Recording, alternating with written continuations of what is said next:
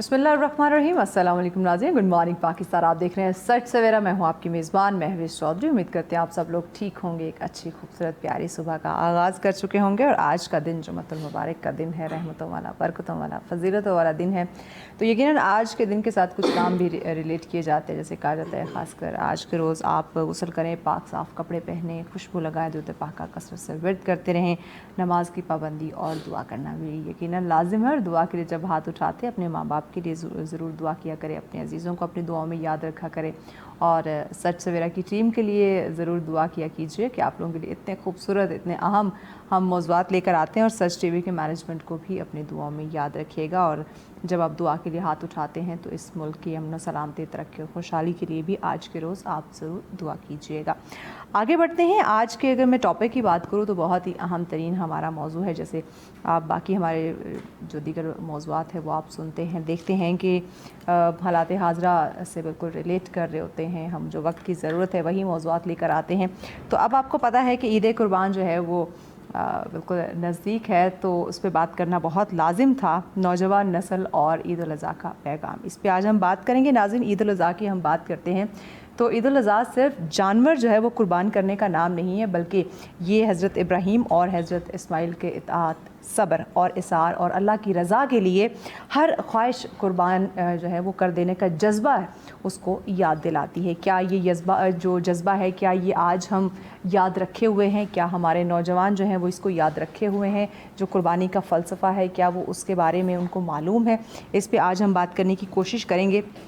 آج کے نوجوان نسل کی ناظرین ہم بات کرتے ہیں تو وہ اس ایک ایسے دور میں پروان چڑھ رہی ہے جو کہ کہیں تو ایک بہت ہی تیز ترین دور ہے، سوشل میڈیا کا آپ کہیں تو یہ دور ہے، جہاں پہ آپ دیکھیں ہمیں نظر آتا ہے مادہ پرستی نظر آتی ہے، نمائش نظر آتی ہے، خود غرضی جو ہے، نمود و نمائش کی بات کریں، خود غرضی کی بات کریں تو بڑھ چڑھ کر وہ ہمیں اس سوسائٹی کے اندر دکھائی دے رہی ہے، اور اس سوسائٹی میں ہمارا نوجوان جو ہے وہ پروان چڑھ رہا ہے۔ تو ایسے میں جب ہم دیکھتے ہیں عید الاضحیٰ اور نوجوانوں کو دیکھتے ہیں کہ قربانی کو لے کے ان کے جو خدمات ہیں، انسانیت کی بات کریں، والدین کی عزت کی بات کریں، صبر کی بات کریں، شکر کی بات کریں، اور جو معاشرتی ذمہ داریاں ہیں، کیا یہ جو ایک عملی پیغام ہے جو یہ تمام تر چیزیں دیتی، کیا اس کو وہ سمجھے ہوئے؟ تو آج ہم اس پہ بات کرنے کی کوشش کریں گے۔ پاکستانی اور اسلامی معاشرے کی جب ہم بات کرتے ہیں تو دیکھیں ہمارا یہ جو مذہب ہے، یہ صرف آپ اس کو تہواری مذہب یا عبادت کے ساتھ آپ اس کو ریلیٹ نہیں کر سکتے، بلکہ اتحاد ہے، بھائی چارہ ہے، جو غریب ہیں ان کے ساتھ یکجہتی کا، اور ان کے ساتھ مل بیٹھ کر اس خوشی کو سیلیبریٹ کرنے کا نام عید قربان ہے۔ تو آج ان تمام چیزوں پہ ہم انشاءاللہ ان ڈیٹیل روشنی ڈالیں گے، اور اس پہ ڈسکشن کے لیے ہمارے معزز مہمان جو ہیں وہ ہمیں جوائن کر چکے ہیں۔ اوبویسلی ان کا ہم تعارف کرواتے ہیں تاکہ اس خوبصورت ٹاپک پہ ہم ان ڈیٹیل ڈسکشن کا آغاز کر سکیں، کیونکہ بہت ہی وسیع ترین یہ ماشاءاللہ سے ٹاپک ہے، اور وقت کی اوبویسلی ضرورت بھی ہے کہ عید قربان آنے سے پہلے ہمارے نوجوان جو ہیں وہ عید الاضحیٰ کا پیغام سمجھ جائیں، اس جو عید کا فلسفہ ہے، عید الاضحیٰ کا فلسفہ ہے وہ سمجھ جائیں، تاکہ اگر وہ سنت ابراہیمی ادا کرنے کا جذبہ رکھتے ہیں تو وہ پراپر مکمل طریقے سے اس جذبے کو ادا کر سکیں۔ ہمارے آج کے پہلے مہمان جو ہمارے ساتھ تشریف فرمائے جی، آپ اسلامک اسکالر ہیں، جناب محترم پروفیسر عرفان صاحب ہمارے ساتھ ہیں جی۔ السلام علیکم پروفیسر صاحب، بہت شکریہ آپ کے تشریف آوری کا۔ ناظرین، ان کے ساتھ اگلے ہمارے مہمان جنہوں نے ہمیں جوائن کیا ہے جی، بڑی معزز شخصیت ہمارے ساتھ ہے، آپ بھی اسلامک اسکالر ہیں جی، مفتی محمد حق نواز مدنی صاحب ہمارے ساتھ ہیں، بہت شکریہ مفتی صاحب آپ کے تشریف آوری کا۔ ناظرین، ان کے ساتھ اگلے ہمارے مہمان جنہوں نے ہمیں جوائن کیا ہے، آپ نعت خواہ ہیں جی، احسن فیاض صاحب ہمارے ساتھ ہیں، بہت شکریہ آپ کے تشریف آوری کا۔ درخواست کروں گی پروگرام کا آغاز آپ حمد باری تعالیٰ سے کیجیے، بسم اللہ کریں۔ ناظرین، آج کا ہمارا ٹاپک جس پہ ہم ڈسکشن کرنے جا رہے ہیں، عید الاضحیٰ کا پیغام اور ہماری نوجوان نسل۔ جی جناب محترم پروفیسر عرفان صاحب، آپ ہی سے آغاز کرتے ہیں، بتائیے گا، بسم اللہ کیجیے گا۔ عید الاضحیٰ کی بات کرتے ہیں، نوجوانوں کو قربانی کا جو اصل فلسفہ ہے وہ سمجھنا کتنا ضروری ہے، اور کس طرح سے ہماری نوجوان نسل جو ہے وہ عید الاضحیٰ یعنی کہ اس قربانی کے فلسفے کو سمجھ سکتی ہے؟ بسم اللہ الرحمن الرحیم۔ پہلے تو میں آپ کا ایک دفعہ پھر شکر گزار ہوں، آپ کی پوری ٹیم کا اور سچ نیوز کا، کہ آپ نے مجھے دوبارہ موقع فراہم کیا کہ آپ کے ناظرین تک چند گزارشات میں پیش کر سکوں۔ آج کا موضوع انتہائی اہمیت کا حامل ہے کہ آج کا نوجوان کیا وہ اس کے اصل مقصد کو سمجھ رہا ہے یا نہیں رہا ہے۔ تو قربانی کا اگر لفظ دیکھا جائے نا، تو قربانی قربان سے نکلا ہے، جس کا معنی ہوتا ہے کسی کا قرب حاصل کرنا، یعنی مفہوم یہ ہوگا کہ اللہ تعالیٰ کی قربت کو حاصل کرنا، اللہ کی رضا کو حاصل کرنا۔ میں یہ کہتا ہوں کہ آج ہمارا نوجوان جنت سے دنبے کا آنا اسے یاد ہے، اس کا قربان ہونا یاد ہے، لیکن باپ اور بیٹے کی جو گفتگو تھی اس کو وہ بھلا بیٹھا ہے۔ قرآن کریم فرقان حمید دیکھیے کہ وہ کتاب جو تمام کتابوں کی سردار کتاب ہے، جس کی حفاظت کا ذمہ اللہ نے خود لیا اور فرمایا اِنَّا نَحْنُ نَزَّلْنَا الذِّكْرَ وَإِنَّا لَهُ لَحَافِظُونَ، کبھی فرمایا لا ریب فی، اس کتاب میں شک نہیں ہے۔ اس پیارے کلام میں اللہ تعالیٰ اس باپ اور بیٹے کی گفتگو کو بیان کر رہا ہے، اور فرمایا فَلَمَّا بَلَغَ مَعُ السَّعْيَ قَالَ يَا بُنَيَّ إِنِّي أَرَىٰ فِي الْمَنَامِ أَنِّي أَذْبَحُكَ فَانظُرْ مَاذَا تَرَىٰ، کہ میرے بیٹے حضرت ابراہیم علیہ السلام نے اپنے بیٹے حضرت اسماعیل سے جب وہ چلنے کے قابل ہوئے، اتنے عرصے کے بعد 80 سال کے بعد انہیں اولاد کی نعمت سے جو ہے وہ نوازا گیا ہے، اللہ کا حکم آ جاتا ہے، تو فرمایا میں تجھے اللہ کے حکم سے اللہ کے راستے میں قربان کر رہا ہوں۔ اب بیٹے کا آگے جواب کیا تھا کہ قال یا ابت افعل ما تؤمر ستجدونی انشاءاللہ من الصابرین، اے میرے ابا حضور آپ کر گزریے جو رب کا حکم ہے، انشاءاللہ آپ مجھے صبر کرنے والوں میں سے پائیں گے۔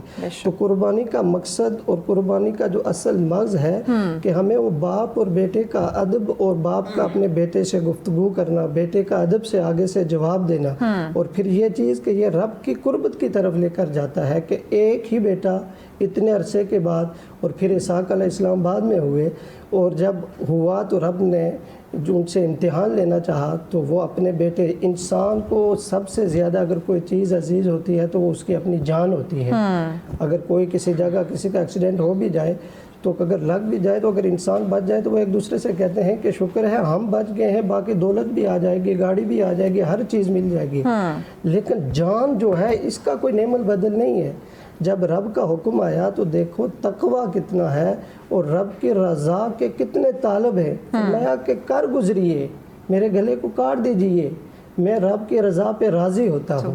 تو یہ ہمیں درس ملتا ہے، پیغام ملتا ہے کہ خالص رب کی رضا کے لیے، اس کا قرب حاصل کے لیے آج نوجوان نسل میں تو بعض دفعہ دیکھتا ہوں، حیران ہوتا ہوں کہ شاید یہ بھی سوشل میڈیا پہ تصویروں تک ہم رہ گئے، جن کی تصویریں بنائیں گے جی ہم قربانی دے رہے ہیں، یہ کر رہے ہیں، دکھاوا جو ہے وہ آ جاتا ہے۔ تو جب کسی چیز میں دکھاوا آ جائے گا تو وہ تو رب کی بارگاہ میں قبول نہیں ہوگی، کیونکہ انما الاعمال بالنیات، ہماری نیتوں کو دیکھا جائے گا، اور جب ہماری نیت خالص ہوگی اور تقوی ہوگا، اور جب یہ قربانی کی جائے تو یہ نیت ہو کہ قل ان صلاتی و نسکی و محیای و مماتی للہ رب العالمین، جب اس عقیدے کے ساتھ، اس ایمان کے ساتھ رب کی بارگاہ میں ہم جانور کو قربان کریں گے تو یہ جانور کل قیامت والے دن ہمارے لیے پل صراط میں سواری جو کے طور پہ ہم اسے استعمال کریں۔ یقیناً اس کی قربانی کی جو اصل مقصد ہے، اسے نوجوان کو ہمیں سمجھنا چاہیے کہ یہ قربانی کا مقصد کیا تھا، کہ یہ رب کی رضا تھا، قرب تھا، اس کی اپنی خواہشات کو ایک طرف رکھ دیا گیا اور ساری خواہشات کو رب کی رضا پہ قربان کر دیا۔ جی جناب محترم مفتی حق نواز صاحب، آپ بھی بسم اللہ کیجیے اور بتائیے، جیسے محترم کہہ رہے ہیں کہ یعنی کہ جو قربانی کا فلسفہ ہے وہ صرف جانور قربان کرنا نہیں بلکہ اپنی خواہشات کو قربان کرنے کا بھی نام ہے۔ آپ بھی فرمائیے کہ کیا اس وقت ہماری جو نوجوان نسل ہے وہ اس قربانی کو واقعی ہی ایک جو ہم سنت ابراہیمی ادا کرنے کا کہتے ہیں اس فلسفے کو سمجھتی ہے، واقعی سنت ابراہیمی ادا کرتی ہے، یا صرف اس کو ایک رسم بنا دیا کہ ہم نے ریاکاری کرنی ہے، دکھاوا کرنا ہے اور بس ہم نے جانور ذبح کر دینا ہے؟ بسم اللہ الرحمن الرحیم۔ سب سے پہلے تو میں آپ کا اور سچ نیوز کا اور تمام مینجمنٹ کا شکریہ ادا کرتا ہوں جنہوں نے مجھے یہاں پر بولنے کا موقع دیا۔ آپ کا سوال یہ ہے کہ نوجوان نسل کیا قربانی کی جو اصل روح ہے اس کو سمجھتی ہے یا نہیں سمجھتی، اور کیا اس کے تقاضوں کو جو خاص جس مقصد کے لیے قربانی تھی اس پر پورا اترتی ہے یا نہیں اترتی۔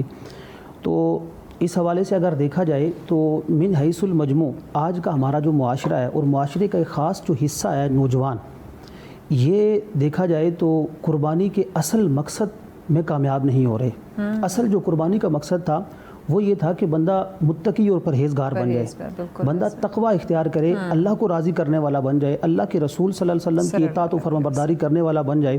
دیکھیں نا، جہاں پر بھی قرآن پاک میں قربانی کے مقصد کو بیان کیا گیا تو وہ یہی ہے کہ تقوی، یقیناً. اور اللہ کی یاد، اللہ کے رسول کی یاد. اللہ پاک نے قرآن پاک میں فرمایا وَلِكُلِّ أُمَّةٍ جَعَلْنَا مَنْسَكًا لِيَذْكُرُوا اسْمَ اللَّهِ، کہ ہم نے ہر امت کے لیے قربانی کو رکھا تاکہ وہ اللہ کو یاد کرے.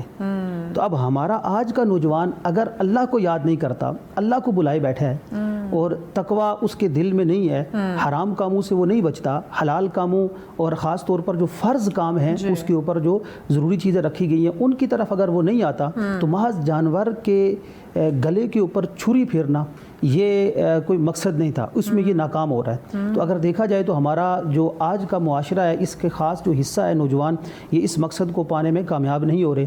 اور خاص قربانی کا جو جانور ہے اس کے بارے میں اللہ پاک نے فرمایا کہ یہ شعائر اللہ میں سے ہے.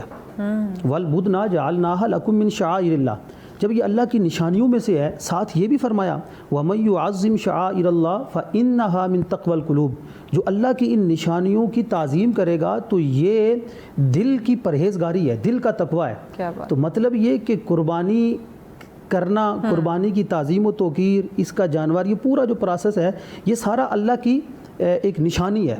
تو اس نشانی کا جو مقصد بیان کیا وہ یہ کہ دل بندے کا ستھرا ہوتا ہے. اب دیکھنا ہے کہ دل ستھرا ہو رہا ہے یا نہیں ہو رہا، کیونکہ دل یہ پورے انسانی جان کا ایک مرکز ہے. سرکار علیہ الصلوۃ والسلام نے ارشاد فرمایا کہ جسم کے اندر ایک ٹکڑا ہے، وہ اگر سدھر جائے تو تمام جسم سدھر جاتا ہے. تو اگر دیکھا جائے تو قربانی کا مقصد تقوی ہے، رب کو راضی کرنا. تو اگر ہم اس سے میں کامیاب ہوتے ہیں کہ متقی بن جائیں، پرہیزگار بن جائیں، تو ہمارا معاشرہ اور ہمارے آج کی جو نوجوان نسل ہے یہ کامیاب ہو سکتی ہے. یقیناً پروفیسر صاحب، دکھاوا جو ہے وہ قربانی کی بات کی جائے عام ہو چکا ہے. اس کا رجحان اس قدر بڑھ گیا ہے کہ ہم کہیں جانور خریدنے جاتے ہیں، ہم مویشی منڈی جا رہے ہیں تو وہاں پہ بھی ہم دکھاوا کر رہے ہیں.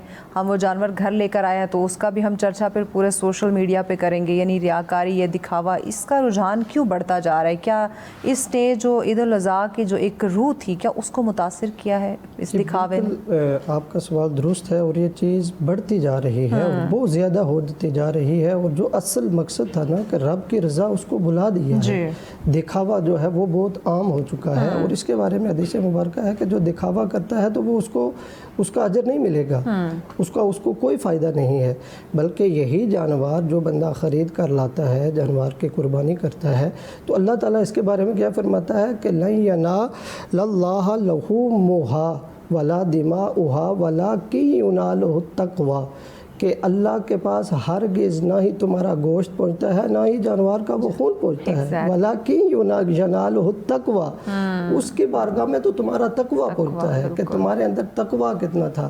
کہیں تم نے دکھاوا اگر کیا ہے تو وہ ضائع کر دیا ہے، اس کا تمہیں پھر اجر نہیں ملے گا. بالکل. اچھا پروفیسر صاحب، معذرت کے ساتھ بریک لینی ہے. بریک کے بعد ناظرین ہم اس پہ مزید ان ڈیٹیل ڈسکشن کو آگے بڑھائیں گے کہ اگر آپ نے اس میں دکھاوا شامل کر دیا تو کیا جس فلسفے کے لیے، جس مقصد کے لیے آپ قربانی کر رہے، سنت ابراہیمی ادا کرنے جا رہے ہیں، کیا وہ ثواب آپ کو ملے گا؟ اس پہ مزید آگے ان ڈیٹیل بات کرتے ہیں بریک کے بعد. ساتھ ویلکم بیک ناظرین، آپ دیکھ رہے ہیں سچ سویرا. آج کا ہمارا موضوع جس پہ ہم بات کر رہے ہیں ہماری آج کی نوجوان نسل اور عید الاضحیٰ کا پیغام، اس پہ ہم بات کر رہے ہیں. عید الاضحیٰ کا فلسفہ سمجھنا بہت زیادہ ضروری ہے. ہم قربانی تو کرتے ہیں، سنت ابراہیمی ادا کرنے کا جذبہ تو رکھتے ہیں، لیکن کیا ہم اس کے فلسفے کو واقعی سمجھے ہوئے ہیں؟ جس طریقے سے ہمیں سنت ابراہیمی ادا کرنی چاہیے، کیا اس طریقے سے ہم کر پا رہے ہیں؟ کیا اس فلسفے کو ہم سمجھے ہوئے ہیں؟ اس پہ بات کریں. مہمان ہمارے ساتھ موجود ہیں. جی پروفیسر عرفان صاحب، آپ ہی سے ہم بات کر رہے تھے کہ دکھاوے کی قربانی جو ہے، کیا جو سوشل میڈیا ہے، یہ دکھاوا، ریاکاری، اس نے اس کی روح کو ختم کر دیا؟ آپ اپنی بات جی بالکل. جی آپ کا سوال بالکل درست ہے، اور ایسا ہی آج کل ہو رہا ہے کہ دکھاوے کی وجہ سے اور اس کا اصل مقصد کو جب بھول چکے ہیں. جیسے میں نے پہلے بھی آیت کریمہ پڑھا کہ اللہ کی بارگاہ میں دکھاوا نہیں دکھائے، وہ نہیں جائے گا، نہ ہی وہ گوشت جائے گا، نہ ہی خون جائے گا، وہ اس کی بارگاہ میں تو تقویٰ جائے گا. اب دیکھیں کہ قربانی اگر کوئی خالص نیت سے کرتا ہے تو اس کا کتنا بڑا اجر و ثواب ہے.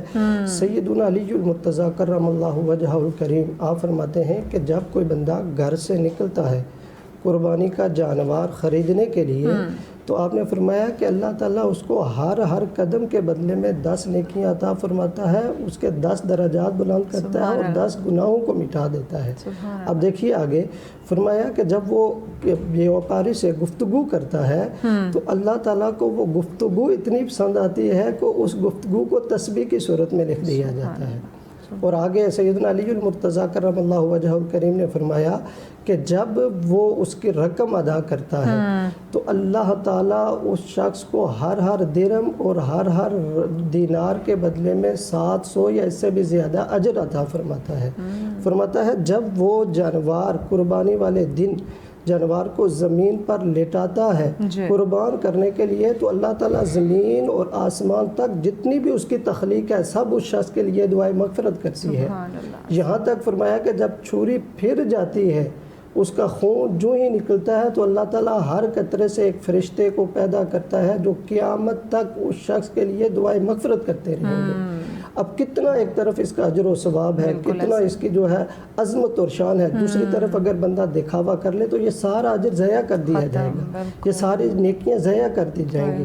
اس کو کوئی اجر نہیں ملے گا، ثواب نہیں ملے گا. تو لوگوں میں تو اس کی واہ واہ ہو جائے گی، لیکن جو اس کا اجر و ثواب ہے، جو اتنی بڑی عظمت جیسا آپ بیان فرما رہے ہیں، اس سے تو ہم بالکل خالی رہ جائیں گے، محروم ہو جائیں گے. بلکہ کسی نے کیا خوب کہا کہ جب قربانی کے جانور کو لٹا کر چھری پھیر رہے ہوتے ہو تو اس وقت ہمیں یہ ذہن میں رکھ لینا چاہیے کہ میں آج اپنی خواہشات نفس پر بھی چھری پھیر رہا ہوں.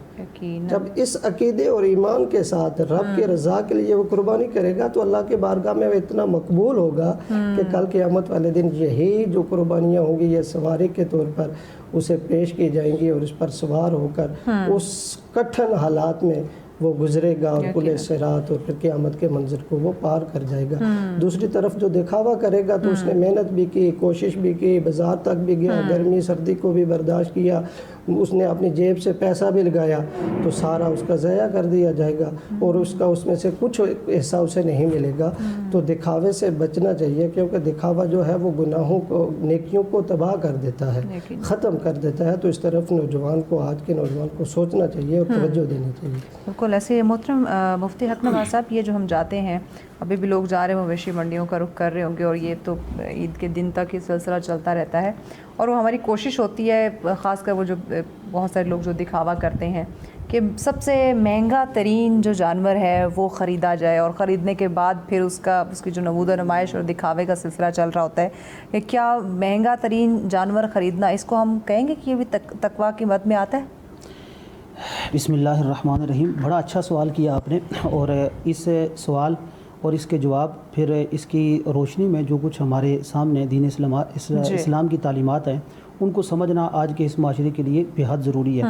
دیکھیں، جو قربانی ہے یہ رب کی بارگاہ میں قبول ہوتی ہے، تقویٰ اس کا معیار ہے اور اخلاص اس کا معیار ہے، للہیت اس کا معیار ہے. جانور کا مہنگا ہونا، جانور کا جسامت والا ہونا، فربہ ہونا، یا کون سی نسل کا جانور ہے، کتنی قیمت کا جانور ہے، کتنا خوبصورت ہے، یہ اس کا معیار نہیں ہے. اللہ پاک نے قرآن پاک میں فرمایا انما یتقبل اللہ من المتقین. اللہ قربانی تقوی والوں کی طرف سے قبول کرتا ہے. اصل اس آیہ مبارکہ کے اس حصے کا پس منظر اگر آپ دیکھیں، حابیل اور قابیل دونوں نے قربانی کی، دونوں کی قربانی کا قرآن پاک میں تذکرہ ہے. اللہ نے فرمایا اذ قربا قربانا فتقبل من احدہما. قربانی دونوں نے کی، لیکن فتقبل من احدہما، ان میں سے ایک کی قربانی کو قبول کیا گیا. اللہ نے ایک کی قربانی کو قبول کیا. اب سوچنا ہم نے ہے، غور و فکر ہم نے کرنا ہے کہ ایک کی قربانی کو قبول کیوں کیا گیا اور دوسری کی قربانی کو رد کیوں کیا گیا. تو اس کے اسی آیہ مبارکہ میں اس کا جواب ہے کہ جن کی قربانی قبول کی گئی تھی، جب دوسرے بھائی نے اعتراض کیا اور کہا کہ میں قتل کروں گا تمہیں اس لیے کہ تمہاری قربانی قبول کی گئی، تو اس پر آگے سے بھائی نے جواب یہ دیا انما یتقبل اللہ من المتقین. قربانی قبول کرنا اللہ کا کام ہے، تو وہ تو متقین کی قربانی قبول کرتا ہے. بے شک. تقویٰ اور پرہیزگاری اختیار کرنے والوں کی قربانی کو قبول کرتا ہے. تو دیکھیں، المختصر جواب یہ ہے کہ للہیت کے ساتھ، اخلاص کے ساتھ قربانی کریں گے، اللہ اور اس کے رسول کو راضی کرنے کے لیے قربانی کریں گے تو قبول ہوگی. ورنہ اگر ہم یہ کہیں کہ یہ جانور مہنگا ہوگا، یہ لوگوں کی نظروں میں آئے گا، اور پھر اس کی تصاویر بنا کر شیئر کی جاتی ہیں، پھر لائکس کمنٹس ان کا اس پر اتنے زیادہ ہیں، اتنے زیادہ کمنٹس ہیں، اتنے شیئرز ہیں، اور یہ ان چیزوں کو اگر معیار ہم بنائیں گے تو یقین مانیں قربانی کی جو اصل روح ہے اس کو خود ہم اپنے ہاتھوں سے دفنا رہے ہیں۔ یقیناً اصل روح اسی سے حاصل ہوگی کہ ہم تقوی اختیار کریں اور اللہ کی رضا کے لیے قربانی کریں۔ یقیناً جی پروفیسر عرفان صاحب، اسلام جو ہے وہ قربانی کے ذریعے، خاص کر نوجوانوں کی میں بات کروں کیونکہ ہمارا موضوع بھی نوجوان نسل ہے، تو خاص کر کون سی ان کی اخلاقی تربیت اس سے ہوتی ہے؟ غریب اور غربا کا جو درد ہے، جی، ہمدردی ہے، ایثار ہے، اس کا جذبہ جو ہے وہ اس سے پیدا ہوتا ہے کہ بندہ جو ہے وہ اپنے ضروریات ترجیحات کو چھوڑ کر دوسرے پر جو ہے وہ اپنی ضروریات کو جو ہے وہ قربان کر دیتا ہے اور دوسرے کے لیے اپنے آپ کو پیش کر دیتا ہے۔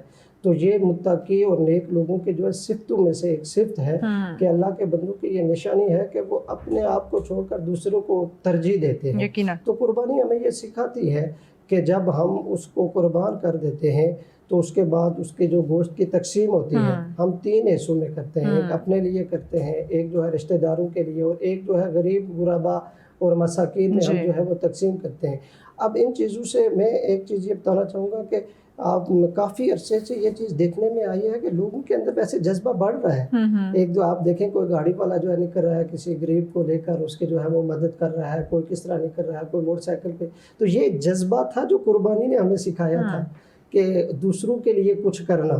تو قربانی یہ لفظ ہی ایسا ہے کہ قربان کر دینا، اپنی خواہشات کو دوسرے کے لیے قربان کر دینا، تو یہ ہمیں سکھاتا ہے۔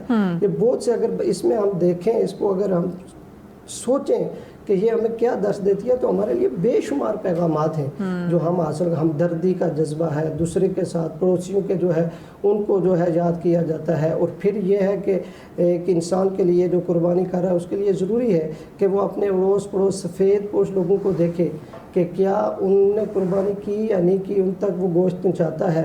خود جا کر اس کی انا تکبر وہ سارا ایک طرف رہ جاتا ہے، وہ خود جاتا ہے اس کے گیٹ تک جا کر دروازہ جو ہے لاک کرتا ہے اور وہ پیش کرتا ہے کہ میں کچھ بھی نہیں ہوں، آج میں نے سب کے رب کی رضا کے لیے اپنی خواہشات پہ چھری پھیر دی ہے۔ تو یہ قربانی جو ہے وہ ہمیں درس دیتی ہے اور یہ پیغامات ہمیں یہاں سے ملتے ہیں۔ یقیناً ایسی محترم مفتی حق نواز صاحب، جس طرح آپ محترم فرما رہے ہیں کہ عید قربان جو ہے جب آپ جانور کو ذبح کرتے ہیں تو صرف آپ اس کی گردن پہ چھری نہیں پھیر رہے ہوتے، آپ اپنی خواہشات کو بھی آپ نے ساتھ میں ذبح کرنا ہوتا ہے۔ اس وقت ہماری جو نوجوان نسل ہے یا اوور آل جتنے بھی سنت ابراہیمی ادا کرنے کے جو ہے وہ خواہش مند ہے، جو جذبہ رکھتے ہیں، جو کرتے ہیں، اپنی خواہشات کو قربان کیوں نہیں کر پاتے؟ ہم دیکھیں آج ہم اگر جانور قربان کرتے ہیں، ہم نے سنت ابراہیمی ادا کر لی، اگلے دن سب کچھ ویسے کا ویسے ہی۔ جی، آپ کے اس سوال پر مجھے یاد آ رہا ہے بابا بلے شاہ صاحب رحمۃ اللہ تعالیٰ علیہ کی طرف منسوب ہے یا حقیقت ہے جو بھی، کہ چھری پھیری نہ نفساں تے کدے تے دمبے کیتی جاندے ہو۔ اب اس کا مطلب کیا ہے؟ اس کا مطلب یہ ہے کہ اپنے نفس پر چھری تم نے نہیں پھیری، لیکن جانور کی گردن کے اوپر چھری پھیر رہے ہو۔ اب دیکھیں نا، ایک بندہ قربانی کرتا ہے، جانور کے گلے پر چھری پھیرتا ہے، لیکن وہی بندہ فجر کے وقت اپنی خواہش کو قربان کر کے، نیند کو قربان کر کے مسجد کا رخ نہیں کرتا ایسے وہی بندہ والدین کی نافرمانی کرتا ہے، اطاعت نہیں کرتا، والدین کی اطاعت نہیں کرتا، بالکل۔ اور دیگر کئی اسلامی احکامات ہیں جو بعد اوقات تو ایسا بھی ہوتا ہے کہ کسی شخص پر قربانی واجب نہیں ہے، ضروری نہیں ہے، پھر بھی وہ قربانی کر رہا ہوتا ہے بڑے شوق سے، بڑے جذبے کے ساتھ، لیکن دوسری طرف جو چیز ضروری ہے، جو فرض ہے، اس کو بلائے بیٹھا ہے۔ بابا بلے شاہ صاحب اسی میں فرماتے ہیں کہ فرض بلائے بیٹھے ہو تو نفلہ نیتی جاندے ہو، بلے نو بھی دسو حضرت ایک ہی کیتی جاندے ہو۔ تو ہمیں ان چیزوں کے اوپر غور کرنا ہے کہ میں جانور کے گلے پر چھری پھیر رہا ہوں تو ساتھ اپنی خواہشات کو بھی قربان کروں۔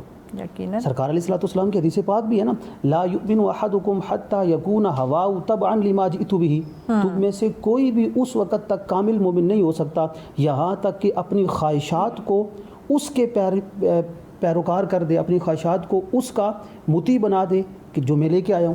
تو سرکار صلی اللہ علیہ وسلم کیا لے کر آئے؟ سرکار صلی اللہ علیہ وسلم صرف ایک قربانی تو نہیں لے کر آیا ہمارے لیے، سرکار علیہ السلام یہ دین اسلام کا پورا ایک احکامات کا اور نواہی کا ایک مجموعہ ہے جو ہمارے سامنے لے کر آئے ہیں۔ تو صرف قربانی نہیں بلکہ ان تمام احکامات پر بھی عمل کرنا ہے اور ان تمام نواہی سے ہم نے اجتناب کرنا ہے، اور اس انداز میں عبادات تمام کو لے کر اور یوں ہی اخلاق کے ساتھ زندگی گزار کر اور اچھے انداز میں ہم زندگی گزاریں گے تو تبھی یہ فائدہ حاصل ہوگا ہمیں قربانی کا، ورنہ صرف یہی ہوگا کہ اس سال بھی جانور قربان کر دیا، اگلے سال بھی قربان کر دیا، آنے والے سارے سالوں میں قربان کر دیا، لیکن اصل جو قربانی کا مقصد تھا کہ صحیح مسلمان بننا، کامل مسلمان بننا. مطلب ہم اس عید کو، یعنی کہ جو ہمارے ایک مذہبی جذبہ ہے، ہم اس کو ایک انٹرٹینمنٹ کے طور پہ ہم کریں گے. آیا تہوار، ہم نے اس سے انٹرٹین ہوئے ہیں، جانور قربان کیا، دیٹس اٹ. لیکن جو اس کا فلسفہ ہے، جو اس کا مقصد ہے، وہ ہم نے پورا نہیں کیا. جہاں انٹرٹینمنٹ آ جائے گی، جہاں تفریحی ماحول آ جائے گا، جہاں پر اس طرح کا سلسلہ ہو جائے گا، وہاں پر پھر روحانیت چلی جاتی ہے، جو اصل اس کا مقصد ہے. تو روحانیت کو اگر ہم نے برقرار رکھنا ہے تو ہم نے اس کو تفریحی اور صرف رسمی طور پر نہیں لینا، بلکہ اس کو اس طور پر لینا ہے جو قرآن اور حدیث میں ہمیں کہا گیا ہے، جو بیان کیا گیا ہے. یقیناً جو قرآن اور حدیث میں کہا گیا ہے. محترم عرفان صاحب، ہم دیکھتے ہیں کہ تعلیمی اداروں کے اندر یہ کہا جاتا ہے کہ ماں کی گود جو وہ بچے کی پہلی درسگاہ ہے، وہیں سے بچہ سیکھتا ہے، سمجھتا ہے کہ دین اسلام کیا ہے، یعنی کہ دین کیا ہے، دنیاوی چیزیں کیا ہے. تو ماں باپ کی تربیت کے ساتھ ساتھ کیا تعلیمی اداروں میں بھی بچوں کو، نوجوان نسل کو نہیں بتایا جاتا کہ عید الاضحیٰ کا فلسفہ کیا ہے، سنت ابراہیمی کیا ہے، اس سے قبل کیا خواب آیا، کس طرح سے گفتگو ہوئی، کیا جواب ملتا ہے؟ یہ ساری چیزیں کیا ماں باپ بھی بچوں کو نہیں بتا رہے، اور اس کے بعد کیا ہمارے تعلیمی اداروں میں بھی ان چیز نہیں بتائی جا رہی؟ ماشاءاللہ انتہائی خوبصورت سوال، اور میں سمجھتا ہوں کہ آج کی اس بزم کا مغز کہیں تو سوال ہوگا کہ اس طرف کیوں نہیں رجحان ہے. دوسرے لوگ جتنے بھی ہیں آپ دیکھیں تو وہ اپنی اولادوں کو بتاتے ہیں، سمجھ جاتے ہیں کہ کیا، لیکن ہمارا ہی جو ہے وہ اس طرف کیوں نہیں جا رہی ہے نسل، یا ہم لوگ اس طرف کیوں نہیں جا رہے. تو اس طرف جانا چاہیے، بچوں کو پورا وہ واقعہ سنانا چاہیے کہ کیسے ابراہیم علیہ السلام اللہ کے وہ جو خلیل اللہ واتخذ اللہ ابراہیم خلیلا، جن کے بارے میں اللہ نے کہا کہ میں نے ابراہیم کو اپنا خلیل، دوست بنا لیا ہے. انہیں بتایا جائے کہ وہ ابراہیم جنہیں اولاد تھی، اور جب اتنے عرصے کے بعد اللہ نے اولاد دی تو انہیں مختلف آزمائشوں سے گزرنا پڑا، لیکن وہ صبر اور استقامت کے ساتھ ان آزمائشوں سے گزرتے رہے. تو بچوں کو یہ ضرور بتانا چاہیے کہ کس طرح جب باپ نے بیٹے سے یہ گفتگو کی اور بیٹے نے آگے سے یہ نہیں کہا کہ میری اپنی زندگی ہے، میں جو چاہوں گا وہ کروں گا، نہیں میرا یہ زندگی میں آنے کا یہ مقصد نہیں تھا کہ میں اپنی جان کو بھی یا میں یہ آپ کی بات مانوں، نہیں میرا ذہن یہ مانتا ہے. جب ہم ان کو یہ واقعات بتائیں گے تو وہ بچے سیکھیں گے. میں اکثر کلاس میں بچوں کو کہتا ہوں، میں پوچھتا ہوں، یہ واقعات سناتا بھی ہوں میں کلاس میں، تو بچوں کو ایک بات کہتا ہوں کہ بیٹو جب قربانی آپ کر لو تو ایک بات یاد رکھنا کہ جہاں آپ کا اڑوس پڑوس ہے، وہاں اسکول میں بیٹھا ہوا بچہ، وہ نوجوان آپ کا ساتھی، وہ بھی آپ کا پڑوسی ہے. آپ کو اس طرف توجہ دینی ہے اور پوچھنا ہے کہ کون قربانی کر رہا ہے اور کون نہیں کر رہا. اور آپ پہ ضروری ہے کہ اگر آپ اس عید الاضحیٰ کے خوشی والے دن اپنے دوست کو کال کر کے یا آپ خود جا کر اسے یہ قربانی کا تحفہ دو گے تو اس سے اخوت اور بھائی چارہ یہ بھی بڑھے گا، ہمدردی بڑھے گی، اور ایک دوسرے کے ساتھ تعلق جو ہے وہ مضبوط ہو جائے گا. وہ ایک دوسرے کی خوشی اور غمی میں شریک ہونا اور یہ جذبہ پیدا ہونا. اور والدین بھی اس چیز کو دیکھیں گے کہ دیکھو کس ادارے کے یا کس جگہ کے پڑھے ہوئے بچے اس موقع کے اوپر بھی اپنے دوستوں کو یاد کر رہے ہیں، یاد رکھ رہے ہیں. تو یہ خوشی کا اس بچے کا الگ ہی لیول ہوگا کہ میری کلاس والوں نے جو ہے وہ میرے لیے قربانی کا تحفہ جو ہے وہ گوشت کی صورت میں بھیجا ہے. تو اس طرف توجہ دینی چاہیے اداروں کو بھی، اور انہیں بتانا چاہیے، بلکہ نہ صرف قربانی بلکہ جتنے بھی اور واقعات ہیں انبیاء کرام کے، وہ بچوں کو جو ہے وہ بتانے چاہیے کہ کس طرح وہ نبی جو ہیں وہ آزمائشوں سے گزرے ہیں، اور کس طرح. آج تو ہم یہ بھی سوچتے ہیں نا، بعض دفعہ کہتے ہیں اگر کوئی بیمار ہو جائے یا کوئی پریشانی میں مبتلا ہو جائے یا کسی مصیبت میں مبتلا، ہم کہتے ہیں کہ اس نے پتہ نہیں کون سا گناہ کیا ہوگا، یہ پتہ نہیں کس کا گناہ کے آگے فوراً سے ججمنٹل ہو جاتے ہیں، پتہ نہیں کیا سے کیا کہہ دیتے ہیں. حالانکہ میں اکثر یہ کہتا ہوں بچوں سے اسکول کے اندر بھی، کالج میں، کہ دیکھیں جتنے بھی نبی انبیاء گزرے ہیں انہیں مشکلات سے گزرنا پڑا ہے، انہیں جو ہے وہ مختلف امتحانات سے گزرنا پڑا ہے. ہم اپنے نبی کی امام الانبیاء کی بات کریں تو بدر کے اس میدان میں پتھر باندھ کے جو ہے رمضان میں، تو اس لیے کسی کا بیمار ہونا، کسی کا مشکل میں پڑ جانا، کسی کو کوئی ایسی مصیبت کا آ جانا، یہ اس کے برے ہونے کی علامت نہیں ہوتی، بلکہ یہ اس کے نیک ہونے کی بھی علامت ہو سکتی ہے کہ وہ اللہ کے اتنا قریب تھا، اتنا قرب اسے حاصل تھا کہ اللہ نے اس کو اس کے لیے اس کا انتخاب کیا. بالکل. پروفیسر صاحب ایک بریک لینی ہے، بریک کے بعد آپ کی بات کو ہم مکمل کرتے ہیں. ناظرین ہمارے ساتھ بھی ملتے ہیں ایک بریک کے بعد. ویلکم بیک ناظرین، آپ دیکھ رہے ہیں سچ سویرا. آج کا ہمارا موضوع جس پہ ہم بات کر رہے ہیں ہمارے آج کے نوجوان نسل اور عید الاضحیٰ کا پیغام، اس موضوع کو سمجھنا بہت زیادہ ضروری ہے. آگے عید قرباں آنے والی ہے، سب نے سنت ابراہیمی جو ہے اس کو ادا کرنا ہے. ہر انسان جو اوبیسلی جذبہ رکھتا ہے، لیکن اس کا فلسفہ سمجھنا، اس کا مقصد کیا ہے عید قرباں کا، اوبیسلی اٹس ویری امپورٹنٹ. اسی پہ ہم بات کریں. مہمان ہمارے ساتھ موجود ہے جی پروفیسر عرفان صاحب. ہم بات کر رہے تھے کہ بچوں کو ان کی یعنی کہ یہ عید الاضحیٰ کی جو یہ قربانی کا فلسفہ ہے، اس کی تربیت دینا والدین کی ذمہ داری ہے. اس کے بعد تعلیمی اداروں میں اس چیز کو کیوں نہیں پڑھایا جا رہا، کیوں نہیں سکھایا جا رہا؟ آپ اپنی بات مکمل کر لیں. تو یہ ضروری ہے کہ والدین کے ساتھ ساتھ تعلیمی اداروں میں بچوں کو یہ بات بتائی جائے. بلکہ اگر دیکھا جائے تو حضور کے دور میں جب قربانی کی جاتی تھی تو بچوں کو بھی ساتھ لایا جاتا تھا.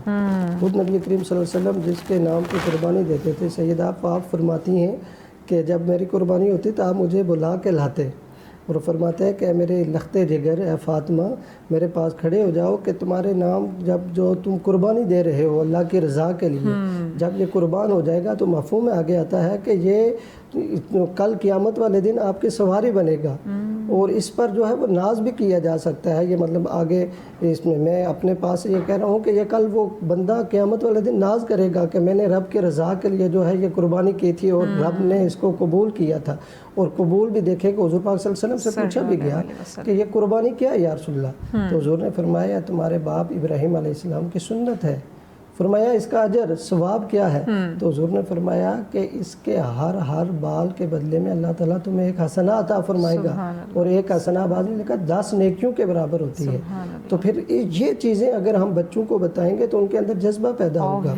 اور وہ بعض دفعہ دیکھنے میں آتا ہے کہ آپ نے دیکھا ہوگا کہ بچے شروع سے وہ ایک لے کے لیتے ہیں جی کہ ہم نے قربانی کرنی ہے اگلے سال اور اپنے پیسے ان کے 10-20 سے کدھر قربانی ہوتی ہے. لیکن وہ ایک جذبہ بچوں میں پیدا ہو جاتا ہے جی کہ میں نے اگلے سال تربیت ہو رہی ہوتی ہے. تو وہ پیسے لے کے منتھلی جو ہے رکھ رہے ہوتے ہیں جی کیوں رکھ رہے ہو بچہ؟ میں نے اگلے سال قربانی کرنی ہے. تو یہ تبھی ہوگا کہ جب ہم ان کو بتا سکیں گے، اس کی عظمت اور شان کو بتا سکیں گے. وہ جو ابتدا میں حضرت علی المرتضیٰ کرم اللہ وجہہ الکریم کا جو فرمان ہے کہ کتنا کتنا کتنا اجر ہے، جب ان بچوں تک اپنی جو ہے اولادوں تک یہ بات لے کر جائیں گے تو وہ ضرور ان کے اندر جذبہ بھی پیدا ہوگا اور للہیت کے لیے، رب کی رضا کے لیے پھر وہ اس میں بڑھ چڑھ کر حصہ لیں گے.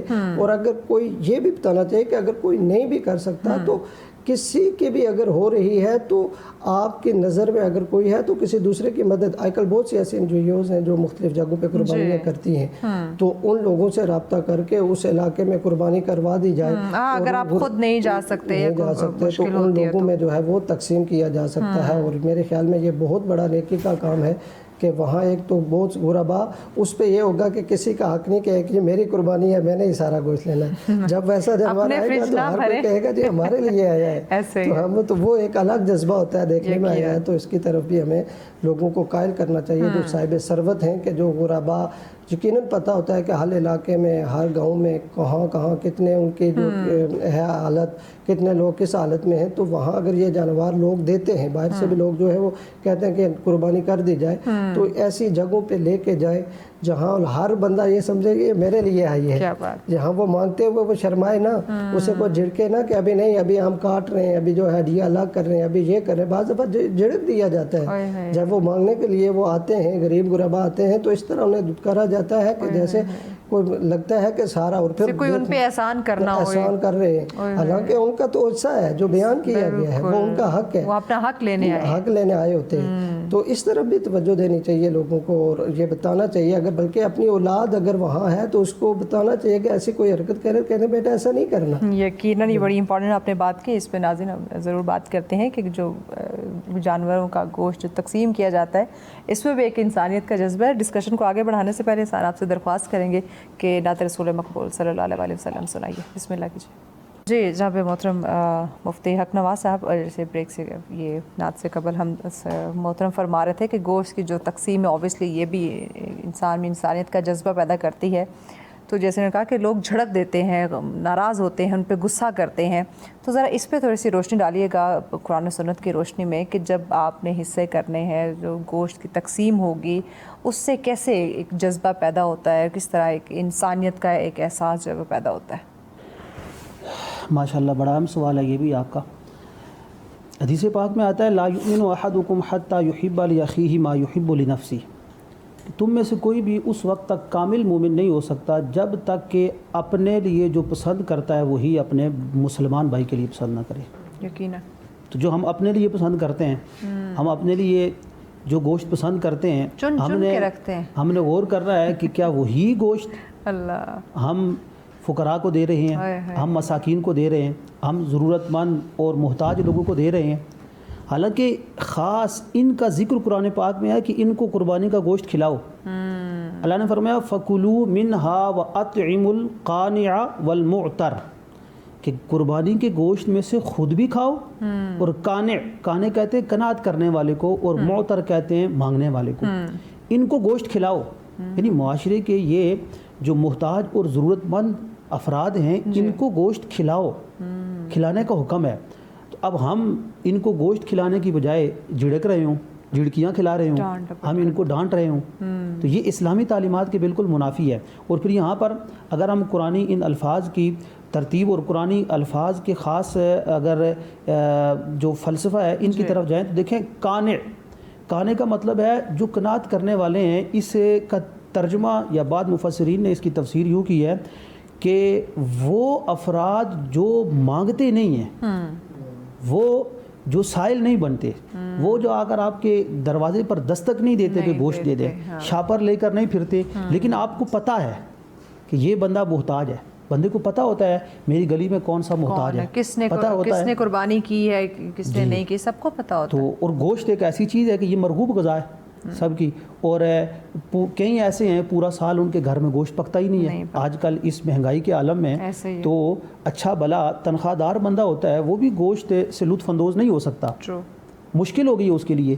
تو اب یہ جو محتاج لوگ ہیں, اور خاص طور پر وہ جو قانع کی تفسیر میں آتے ہیں کہ وہ مانگتے بھی نہیں ہیں, ان کو شرم آتی ہے, ہاں سفید پوش, ان کو شرم آتی ہے کہ ہم جائیں جا کر دستک دیں. تو اب یہ ہماری ذمہ داری ہے, کیونکہ ہمیں رب نے خطاب کر کے فرمایا فَكُلُوا مِنْهَا وَأَطْعِمُوا, خود بھی کھاؤ اور اطعموا, ان کو کھلاؤ. تو ہم نے ان کو کھلانا ہے. تو اگر وہ نہیں آ رہے پھر بھی ہماری ذمہ داری بنتی ہے خود چل کر جائیں, ہمیں پتہ ہے تو ان کے پاس جائیں, ان تک جا کر گوشت پہنچائیں اور منصفانہ اس کی تقسیم کریں, بجائے اس کے کہ ہم فریجوں کے اندر اس کو سٹاک کر لیں, بھر لیں. اور پھر وہ سوالات آ جاتے ہیں ہمارے پاس دارالفتہ میں کہ جناب محرم کے اندر کیا قربانی کا گوشت کھا سکتے ہیں, کیا فلاں مہینے میں قربانی کا گوشت کھا سکتے ہیں. پوچھنا پڑتا ہے, یہ سوال پوچھنا ہی کیوں پڑتا ہے؟ اگر ہم جو اس کا حق ہے, جو حصہ ہے, وہ ان مستحقین تک پہنچا دیں.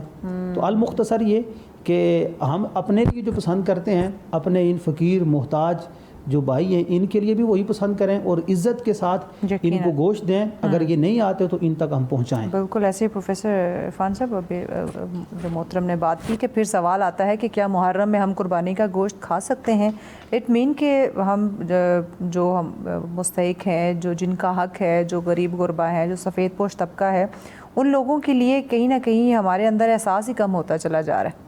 بالکل آپ نے بات درست کہی ہے. اور جس طرح انہوں نے کہا کہ ہم فریجوں کو اس طرح بھر رہے ہوتے ہیں کہ شاید زندگی میں ہمیں دوبارہ نصیب ہی نہیں ہونا, بھر کے رکھ رہے ہوتے ہیں, اور ہم بھول جاتے ہیں کہ کئی لوگوں کا ہم حصہ کھا رہے ہوتے ہیں, کئی لوگوں کا حق کھا رہے ہوتے ہیں. جیسے انہوں نے سوال کیا, لیکن یاد رکھیے اس سے پیچھے ہمیں یہ سمجھنا ہوگا کہ کوئی بھی نیکی اس طرح نہیں حاصل ہوتی ہے کہ بندہ کہہ دے کہ نیکی حاصل ہو گئی. اللہ تعالیٰ قرآن کریم میں فرماتا ہے لن تنالوا البر حتیٰ تنفقوا مما تحبون, کہ تم ہرگز, کا مفہوم یہ بنتا ہے کہ ہرگز اس نیکی کو حاصل نہیں کر سکتے یہاں تک کہ وہ چیز جو تمہیں بہت زیادہ پسند ہے اس کو اللہ کے راستے میں خرچ نہ کر دو. جب ہم پسندیدہ چیز کو خرچ کریں گے تب بھی جا کر ہم نیکی کو حاصل کر سکیں گے. تو وہ پسندیدہ وہی بات ہے کہ قربانی دی. اور پھر اچھا ایک اور چیز دیکھنے میں آئی ہے کہ لوگ آج کل اس ڈر سے 2 قربانیاں دے رہے ہیں. آپ اندازہ لگائیں جی کہ ایک بکرے کی اور ایک بڑے کی, اور وہ اس طرح کرتے ہیں بڑا گوشت جو ہے وہ تقسیم کر دیتے ہیں اور بکرا جو ہے وہ سارا فریج میں ڈال دیتے ہیں کہ ہم کھائیں گے. یہاں تک دیکھنے, کیونکہ میں عوام میں جاتا ہوں آتا ہوں اور بچوں کے ساتھ میں کالج یونیورسٹی میں کالج میں جو ہے وہ ان کے ساتھ ہوتا ہے, تو یہ باتیں سننے کو ملتی ہیں جی کہ فلاں بندہ 2 قربانی دیتا ہے. جی کیوں؟ اس لیے جو گوشت تقسیم کرنا ہے وہ بڑے کا تقسیم کرنا ہے, اور جو بکرا ہوگا ہم اس کو فریج کے اندر ڈال دیں گے. تو اب یہ کام تو آپ پھر کبھی بھی کر سکتے ہیں, اس کے لیے قربانی کا یہ انتظار کیوں کرنا ہے اس عید کا؟ یہ یوں سمجھ لیں کہ ہم شارٹ کٹ کہ ایک تیر سے دو شکار، ادھر سے ثواب بھی مل جائے گا تو قربانی کا گوشت بھی کھا رہے ہوتے ہیں، لیکن حقیقت میں اسے کچھ نہیں مل رہا کچھ نہیں، وہ تو کبھی بھی آپ پھر بکرا کر کے اپنے فریج میں رکھ لیں، رکھ سکتے ہیں، لیکن نہیں، وہ یہ کہہ رہے ہوتے ہیں کہ ہم نے 2 قربانیاں کی ہیں اور بڑا کسی پہ احسان کیا جی کہ ہم نے گوشت سارا تقسیم کر دیا، لیکن سننے والا وہ خاموش یہ دیکھ رہا ہوتا ہے کہ ہاں مجھے پتہ ہے کہ تو نے سارا تقسیم کیا اور سارا فریج میں کیا رکھا ہے۔ تو اس طرف ہماری توجہ جو ہے وہ لوگوں کو دلوانی چاہیے، محراب و منبر سے بھی یہ آواز اٹھنی چاہیے، کالج میں، یونیورسٹیوں میں بچوں کی یہ تربیت کرنی چاہیے کہ نہیں، یہ ہوس جو ہے جب نام ہی قربانی کا قربان کرنا ہے خواہشات کو، تو پھر کیوں یہ چیزیں، پھر اس طرف ہم کیوں جاتے ہیں، یا پھر کیوں؟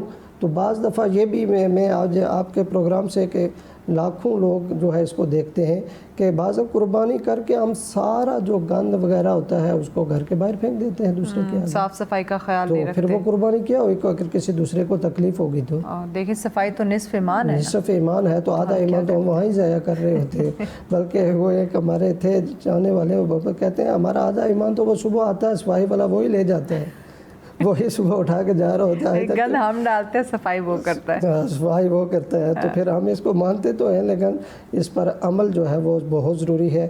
یہ جو ہے کسی کو اذیت نہ دی جائے، قربانی کرنے کے بعد اس کا جو فضلہ ہے یا وہ جو زائد اشیاء ہے ان کو ایک ٹھکانے پہ لگایا جائے تاکہ اسے نہ ہی بیماریاں بڑھے، نہ ہی اس سے جو ہے کسی دوسرے کو، کسی نمازی کو تکلیف ہو۔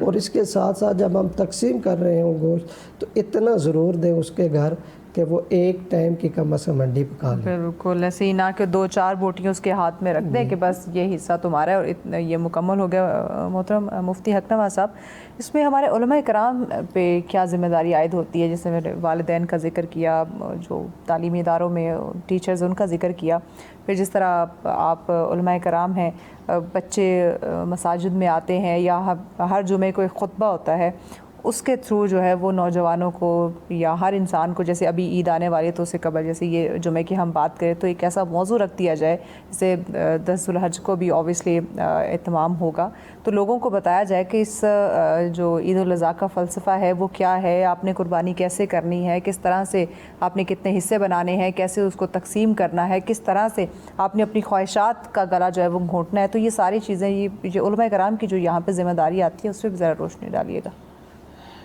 جی بالکل ایسا ہی ہے، علماء کرام کی ذمہ داری، ظاہر سی بات ہے علماء کرام دین اور اسلام کی تعلیمات کو آگے پھیلانے والے ہوتے ہیں، تو یہ خالص ایک دینی معاملہ ہے اور خالص ہماری عبادت کے ساتھ اس کا تعلق ہے قربانی کا۔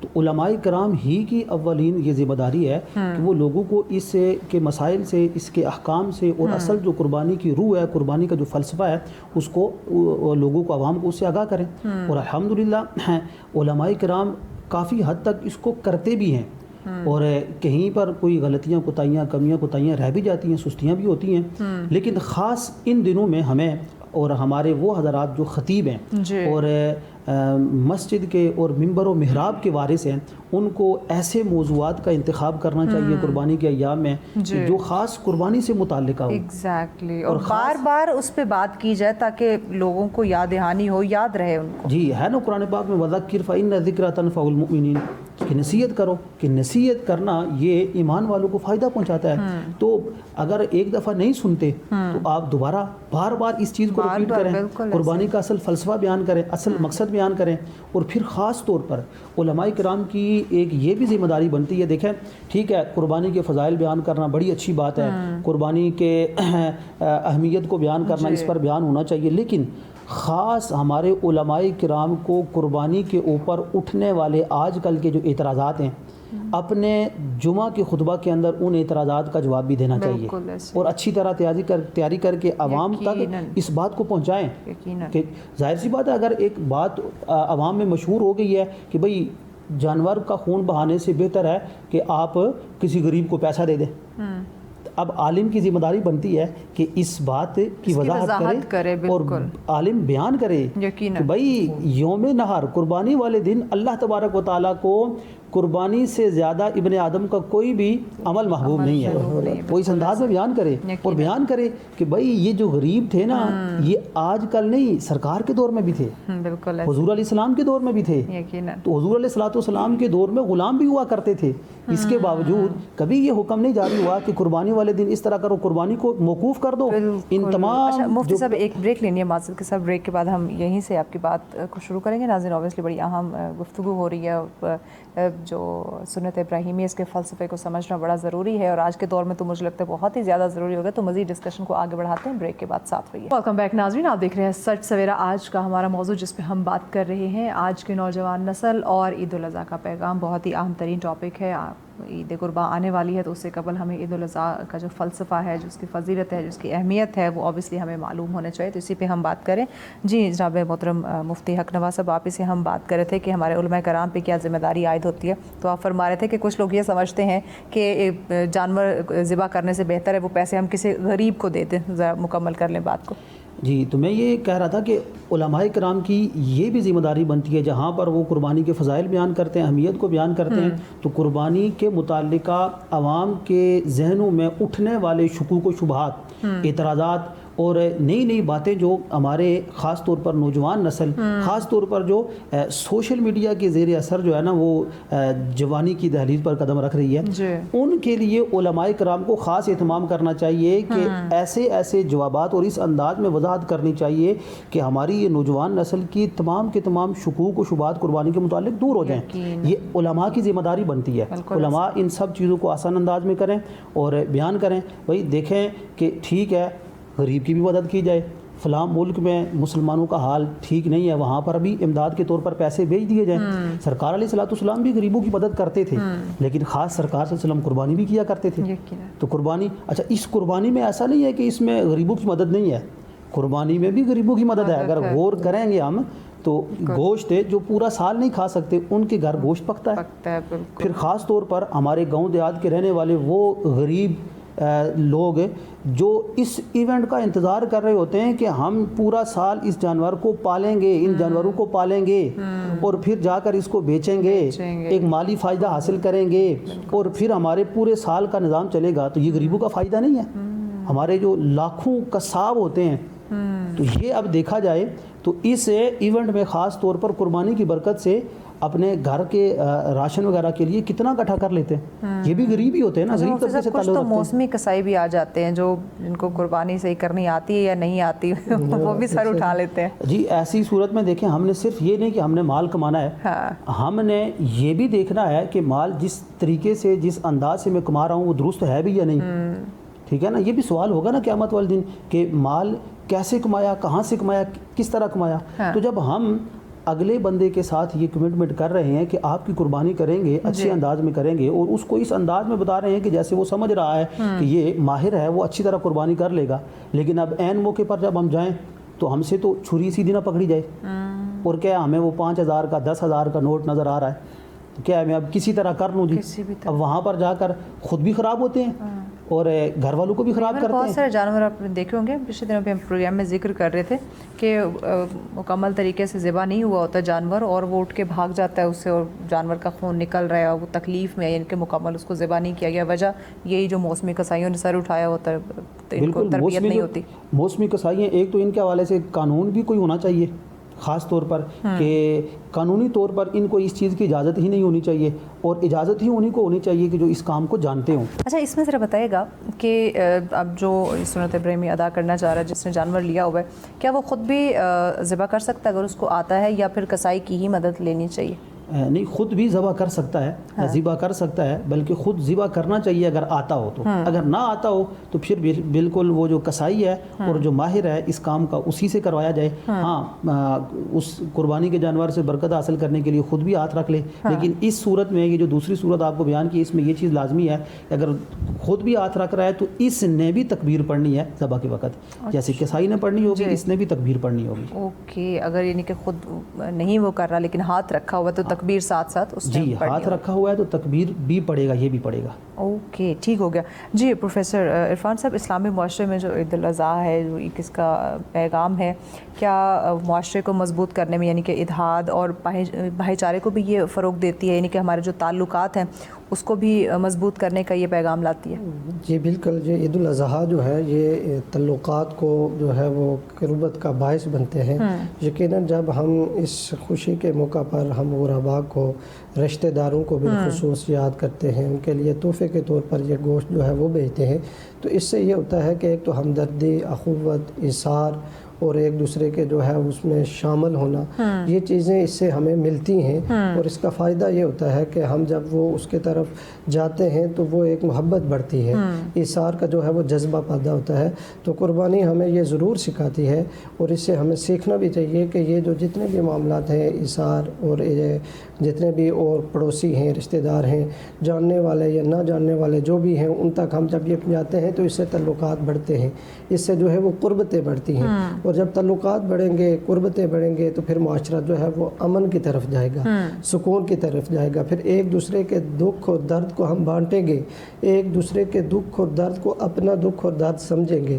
تو جب یہ چیز آ جائے گی تو پھر یہ مسلمان, کامل مسلمان کی نشانی ہے, جو دوسرے کے دکھ کو اپنا دکھ سمجھے, دوسرے کی تکلیف کو اپنی تکلیف سمجھے.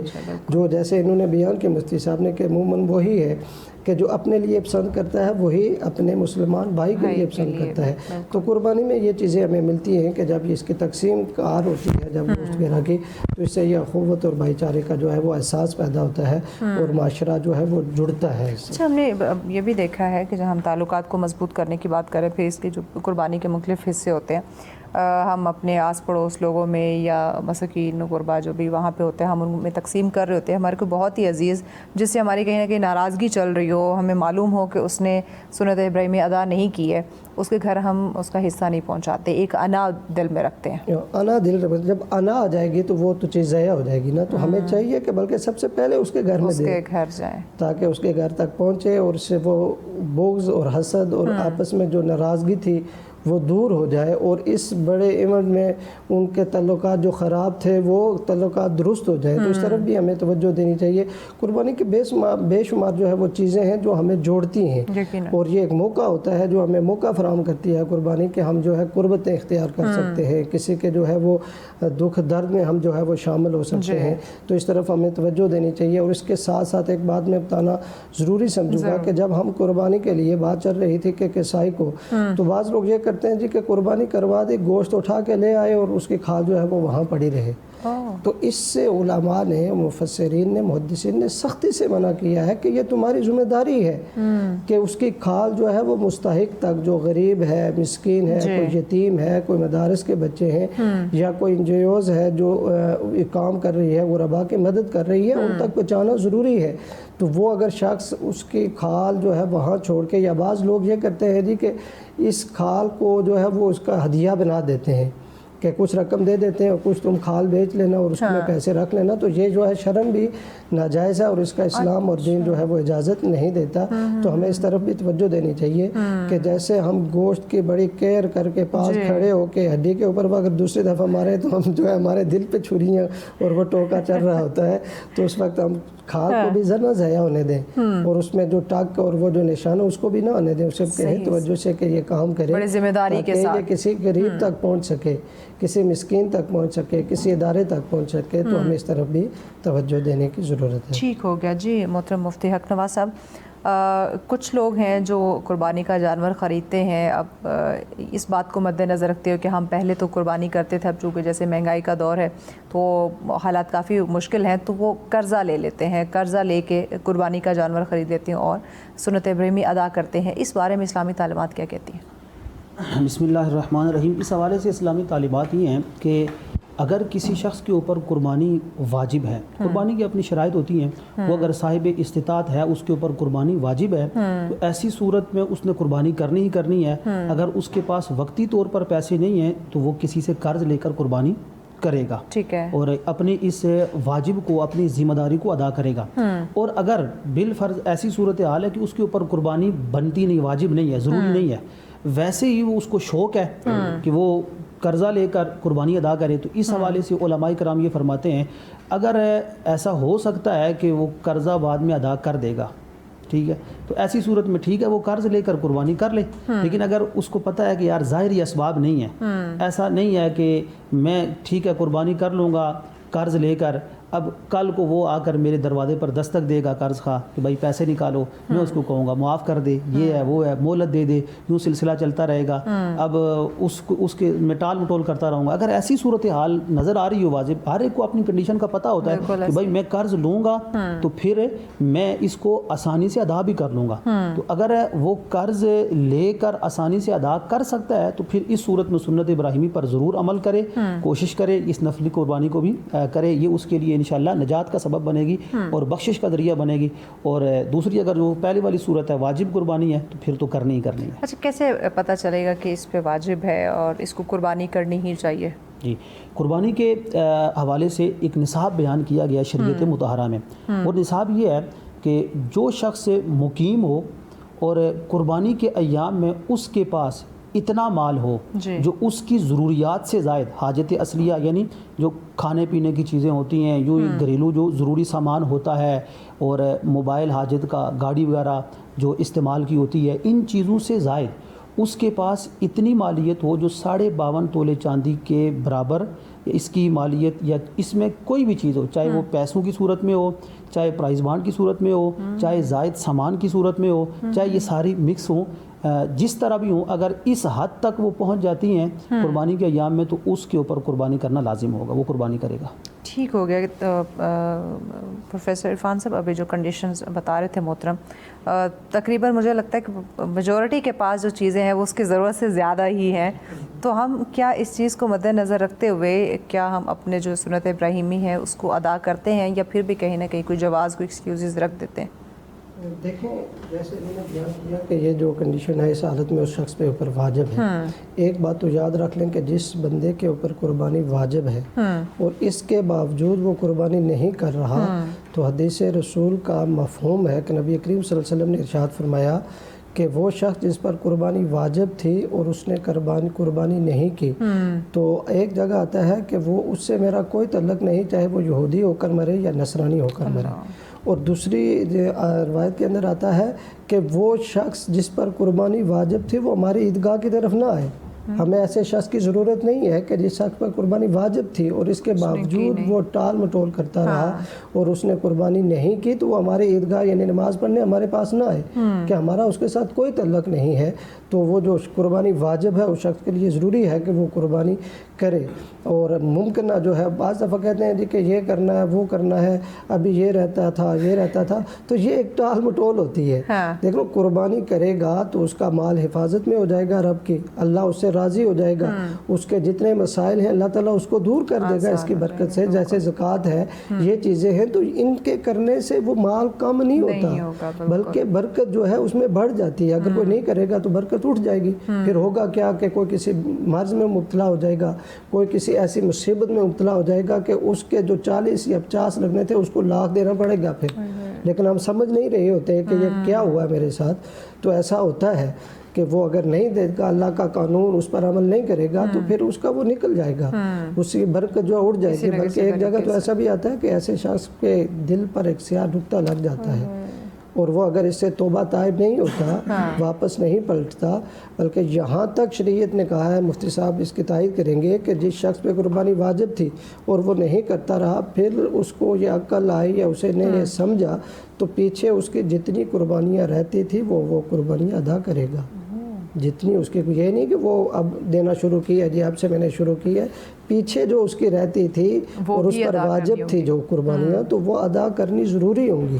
اور اسے ہر صورت. اچھا، یہ بھی دیکھنے کے اندر آیا، اس طرف بھی آپ کے ناظرین تک پہنچا دوں کہ ایک شخص ہے اس پر قربانی واجب ہے، وہ اپنے جو ہے وہ مرے ہوئے والدین یا مرے ہوئے کسی شخص کی طرف سے، بھائی پہلے اپنا واجب ادا کرو، اس کے بعد اگر تمہارے پاس اتنی استطاعت ہے تو پھر ضرور کرو. جیسے ہمارے نبی جو ہے وہ اس امت کے لیے قربانی کیا کرتے تھے، تو بعد میں کرے، لیکن اپنا واجب چھوڑ کر اگر اس کی طرف سے کرے گا تو وہ شخص اس کا جواب دہ ہوگا۔ اچھا، گھر میں کچھ فرد ہیں تو کیا ہر فرد کے نام کی قربانی ہونی چاہیے؟ جو گھر کا سربراہ ہے اس وہی بس کرے؟ قربانی جو ہے جو شخص جو انہوں نے نصاب طے ہے، جو بھی شخص مالک ہے اس نصاب کا، وہ جتنے بھی گھر کے افراد ہیں انہیں سب نے کرنی ہوگی۔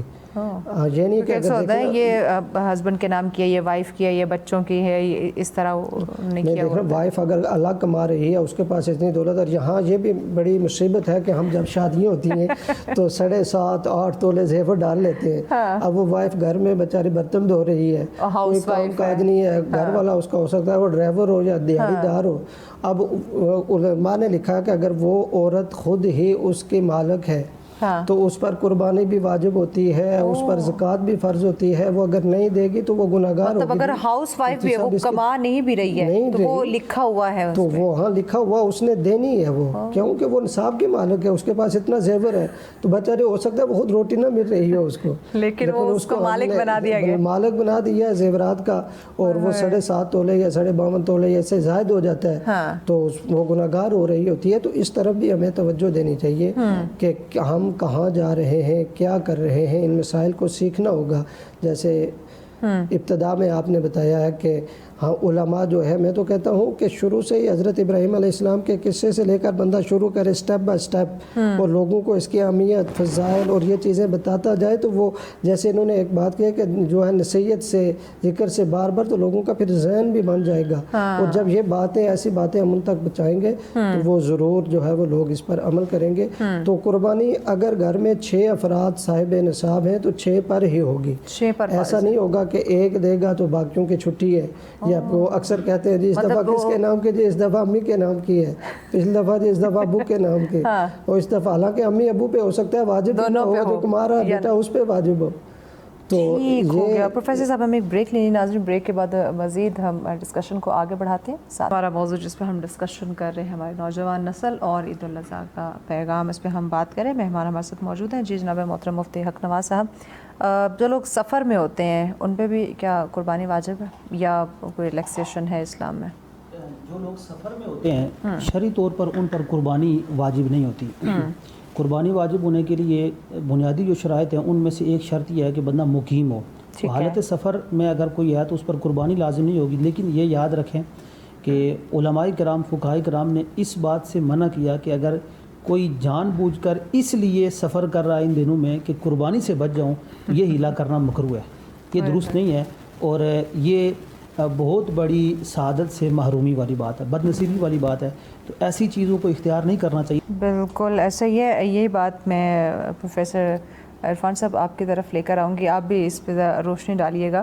سفر پہ جو قربانی کا میں آپ سے پوچھ رہی تھی کہ جو لوگ سفر میں ہیں کیا ان پہ قربانی کا برا؟ کچھ لوگ جیسے باہر کے ممالک مقیم ہوتے ہیں تو وہ پیچھے گھر والوں کو کہہ دیتے ہیں ہم پیسے بھیج دیتے ہیں یا ہمارے جو نام کی قربانی کر لیجئے گا، تو ذرا اس پہ بھی روشنی ڈالے گا اسلامی پوائنٹ آف ویو سے۔ قربانی کی یہ شرط ہے کہ وہ مسلمان ہو، عاقل ہو، بالغ ہو، مقیم ہو۔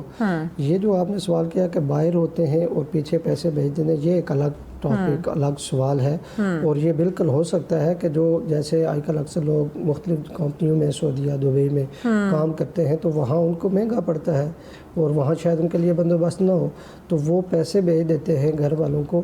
تو اس میں شرط ہے کہ وہ ایک تو اجازت نامہ دے کہ میری طرف سے یہ قربانی کی جائے، اور دوسرا اس چیز کا خیال رکھنا ضروری ہے کہ وہاں جو ٹائم اس وقت اس شہر میں کیا وہ قربانی کا ہے یا نہیں۔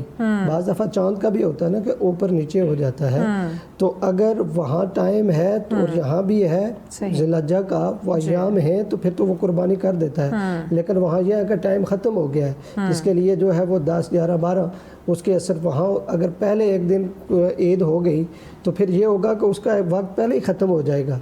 تو لہٰذا اگر ہمارے وقت کے مطابق تو ٹائم ہے لیکن اس کے وقت کے مطابق اگر ٹائم نہیں ہے تو علماء نے لکھا ہے کہ اس کے پھر قربانی نہیں ہوگی۔ لہٰذا اس چیز میں احتیاط ضروری ہے کہ وہاں بھی وہ وقت ہو قربانی کا اور یہاں بھی وہ وقت ہو تو اس کی طرف سے کوئی کرنا جائے تو ہو جاتی ہے۔ ٹھیک ہو گیا جی مفتی حق نواز صاحب، موسٹلی لوگوں کی جو ہے وہ کوشش ہوتی ہے کہ عید کے پہلے روز ہی سنت ابراہیمی ادا کر لی جائے، لیکن کیا عید کے دوسرے اور تیسرے روز بھی یہ سنت ابراہیمی ادا کی جا سکتی ہے؟ جی اس میں شریعت نے یہ وسعت رکھی ہے کہ تینوں دن یوم نہر، ان کو ایام نہر کہا جاتا ہے، 10 ذی الحج، 11 ذی الحج اور 12 ذی الحج۔ صحیح۔ تو 10 کو بھی قربانی کر سکتے ہیں، جس کو آسانی ہو وہ 11 کو کرے، جس کو آسانی ہو وہ 12 کو کرے۔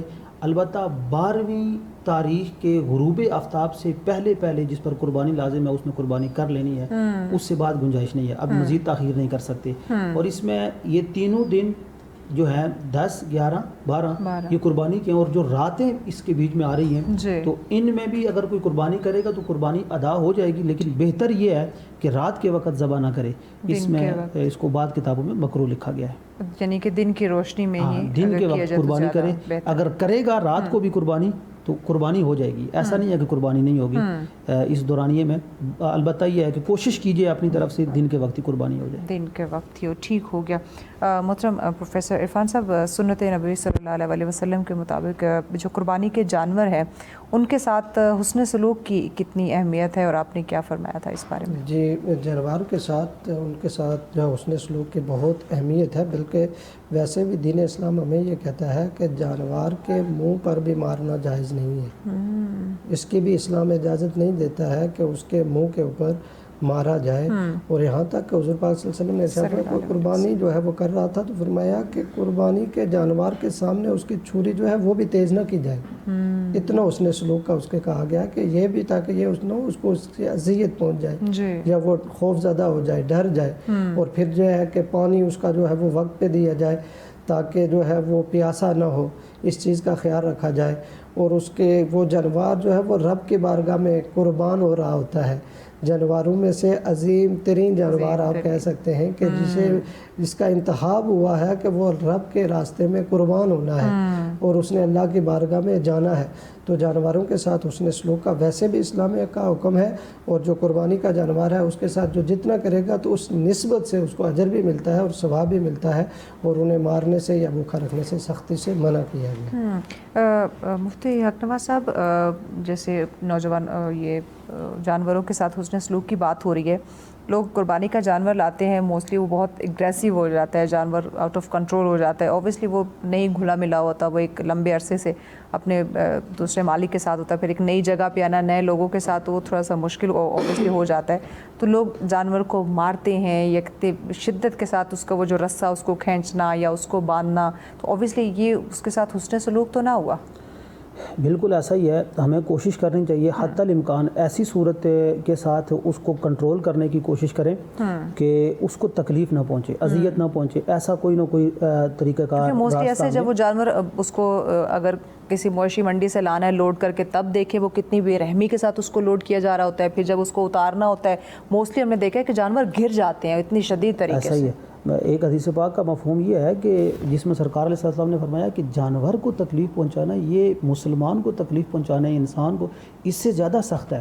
حدیث پاک کا مفہوم ہے، خلاصہ ہے، وجہ اس کی یہ ہے کہ یہ بے زبان ہے، یہ اب کسی کے آگے شکایت بھی نہیں کر سکتا، کسی کو بتا بھی نہیں سکتا، اپنا حال بھی سنا نہیں سکتا، ٹھیک ہے، اور یہ عام طور پر بدلہ لینے سے بھی عاجز ہی ہوتا ہے، ٹھیک۔ تو اس لیے ان کے ساتھ ہمیں خاص طور پر رحم دلی کا مظاہرہ کرنا چاہیے، اور ایک اور وجہ اس کی کہ ان کے ساتھ رحم دلی سے پیش آنا ہے، حسن سلوک، کہ یہ جانور وہ جانور ہیں جن کو قرآن پاک میں کہا گیا شعائر اللہ، اللہ کی نشانیاں، اور پھر ان کا ہمارے ساتھ کیا تعلق ہے؟ اللہ نے فرمایا جو شعائر اللہ کی تعظیم کرتا ہے وَمَن يُعَظِّمْ شَعَائِرَ اللَّهِ فَإِنَّهَا مِن تَقْوَى الْقُلُوبِ، یہ دلوں کے تقوی کی طرف، یہ دلوں کا تقوی ہے۔ تو اب اس جانور کی ہم تعظیم کریں گے، کوشش کریں گے اس کو تکلیف نہ پہنچے، اچھے طریقے سے حسن سلوک کے ساتھ اس کو رکھیں گے تو انشاءاللہ ہمارے دل کے اندر جو تقوی ہے نا اس کی بھی ایک روشنی سی آئے گی، وہ ہم متقی بنیں گے، پرہیزگاری کی طرف یہ بات لے کے جانے والی ہے، اور ہمارا دل نرم ہوگا، اور یہی چیز مقصود ہے۔ یقیناً ایسے ہی ہے۔ پروفیسر عرفان صاحب، بچوں کو موسٹلی پیرنٹس بچوں کو جانور کے قریب نہیں جانے دیتے کہ یہ تمہیں نقصان نہ پہنچائے یا مارے نہ، یا وہ آج کل اگر میں اسلام آبادین کی بات کروں تو کچھ ممی ڈیڈی بچے ہوتے ہیں جو بالکل جانور کے قریب نہیں جاتے، یا اوبیسلی قربانی کا جانور ہے جتنا آپ ان سے قریب رہیں، ان سے پیار محبت کریں، آپ کا لگاؤ سے بڑھے گا اور پھر جب آپ اس کو ذبح کریں گے تو آپ کو واقعی وہ ایک احساس ہوگا. تو بچوں کی کردار سازی کرنا, قربانی کا جانور جب گھر آیا ہے اس کے ساتھ ایک حسن سلوک, ایک لگاؤ, اس جانور کی ٹیک کیئر کرنا, یہ بھی تو بڑا ضروری ہے کہ بچوں سے یہ چیزیں کروائی جائے تاکہ بچوں میں یہ جذبہ پیدا ہو وقت کے ساتھ ساتھ. جی بالکل, بچوں کو بلکہ اس کی طرف لگایا جائے. کچھ تو ایسے ہیں لیکن کچھ ایسے ہیں بڑے شوق سے وہ تو تنگ کرتے ہیں کہ کب قربانی کا جانور لانا ہے اور شام کو پکڑے, کوئی ادھر بھاگ رہا ہے کوئی ادھر بھاگ رہا ہے, ان کو پتے کھلا رہا ہے. یہ دونوں طرح کے لوگ ہمیں دیکھنے کو ملتے ہیں, لوگ پائے جاتے. لیکن دوسری طرف جس طرف آپ نے اشارہ کیا, ہاں کچھ سمجھتے ہیں کہ شاید اس کو ہاتھ لانا بھی اس کو کوئی عجیب سا سمجھتے ہیں کہ یہ ہمارے, تو اس چیز یا بالکل کچھ لوگ ایسے ہیں جو عید سے ایک روز قبل لاتے ہیں کہ ہمیں اس کی دیکھ بھال نہ کرنی پڑے, بلکہ وہ جو گوبر وغیرہ یا جو کچھ کرتا ہے اس پہ جو محنت آتی ہے تو اس کا بھی ثواب اس شخص کو پہنچتا ہے کہ اس نے اس جانور کا خیال رکھا قربانی کا جانور سمجھ کر. تو اللہ تعالیٰ تو نیتوں کو دیکھتا ہے نا, تو اس کی نیت پر اس کو ثواب ملتا ہے. تو بچوں کو اس طرف لانا چاہیے, اور جب بچہ بچپن میں اس طرف آ جائے گا, جب وہ بڑا ہو جائے گا تو پھر وہ اس کی طرف مائل ہوگا اور وہ جو ہے وہ قربانی بھی کرے گا اور اپنی اولاد کو بھی اس طرف لے کر آئے گا. اور بچے جو ہے وہ ویسے بھی اس کی طرف بڑھ کے جاتے ہیں. لیکن یہ نہیں سوچنا چاہیے کہ اس کو یہ کوئی جانور ناپاک تو نہیں ہے جس کو ہم نے کھانا ہے, اس کے گوشت کو ہم بڑے شوق سے کھا رہے ہوتے ہیں, اس کو جو ہے مختلف طریقوں سے ہم پکاتے ہیں. لیکن وہ جانور جب کھڑا ہو تو مما جس طرح آپ نے کہا ہے کہ ایسے بچے ان کو وہ ہاتھ لگانے سے کہتے ہیں نہیں یہ ایسا ہے ویسا ہے, تو یہ چیز نہیں, بلکہ بچوں کو اس کے اگر قریب ہوتے ہیں بچے کو ایک انس پیدا ہوتا ہے. اور بعض اب آپ نے دیکھا ہوگا پچھلے سال بھی کہ کئی بچے تو رو رہے تھے انہیں چھریاں لینے کے, ہم اس کو ذبح نہیں ہونے دیں گے. میں آپ کو اپنے گھر کی بات بتاتی ہوں. ہم پچھلے دنوں قربانی کا جانور لائے تو اوبیسلی وہ کسی وجہ سے اس کی طبیعت خراب ہو گئی, کافی بیمار ہو گیا, تو وہ انہوں نے اس کو ذبح کر دیا اور پھر وہ کسائی لے گیا. تو بچے رونے لگ گئے. اچھا, اس لیے رونے لگ گئے کہ بھائی اس کو تو یہ تو حلال ہو گیا, اب ہمارا دوسرا جانور کا ہے. اب وہ خاموش نہیں ہو رہے تھے, اتنی مشکل سے ان کو چپ کرا رہے تھے کہ بیٹا 1-2 دن صبر کرو, لے آئیں گے. جب تک نیا جانور نہیں آیا تب تک ان بچوں نے ضد پکڑے رکھی. یہ بس تربیت تھی نا, جب آپ نے ان کو قریب کیا وہ اس کے قریب ہو گئے تو اب انہیں یوں لگا کہ شاید ہمارے پاس کچھ نہیں بچا ہے. حالانکہ انہیں دوسری طرف سے گوشت نہیں نظر آیا, کوئی چیز نہیں ہے, ہمیں جانور چاہیے, ہم نے اس سے کھیلنا ہے. تو ایسی تربیت اگر بچے کی ہوگی تو وہ ہماری جو آنے والی نسل ہوگی وہ بہت ہی اچھی ہوگی. اور ایون جب ہمارے گھر یہ قربانی کا جانور ذبح ہو رہا ہوتا ہے تو وہ ہمارے چھوٹے بچے جو والد صاحب ہیں ان کو پاس کھڑا کرتے ہیں. یہ حکم بھی ہے کہ وہاں قریب کریں تاکہ ان سے ان کا دل مضبوط ہو اور وہ اس چیز کو دیکھیں. تو جب وہ بچوں کے اندر وہ اس کے قریب کھڑے ہوتے ہیں, ایک تو ان کا دل مضبوط ہوتا ہے اور دوسرا یہ ہے کہ انہیں پتہ ہوتا ہے کہ یہ پوچھتے ہیں بچے. پروفیسر صاحب بریک لینی ہے, بریک کے بعد پھر بچوں کی یہ پرورش اور تربیت پہ ذرا ہم بات کرتے ہیں کہ اس میں اوبیسلی بڑوں کا بڑا اہم رول آ جاتا ہے. ناظرین اس پہ مزید ڈیٹیل میں بات کرتے ہیں, بریک کے بعد ساتھ رہیے. ویلکم بیک ناظرین, آپ دیکھ رہے ہیں سچ سویرا. آج کا ہمارا موضوع جس پہ ان ڈیٹیل ڈسکشن کا سلسلہ جاری رہا, آج کے نوجوان نسل اور سنت ابراہیمی یعنی کہ عید الاضحیٰ کا پیغام اور اس عید کا فلسفہ اوبیسلی ہمیں سمجھنا جاننا بڑا ضروری ہے. قرآن سنت کی روشنی میں اس پر گفتگو کا سلسلہ جاری ہے. جی پروفیسر عرفان صاحب, آخری سیگمنٹ ہے.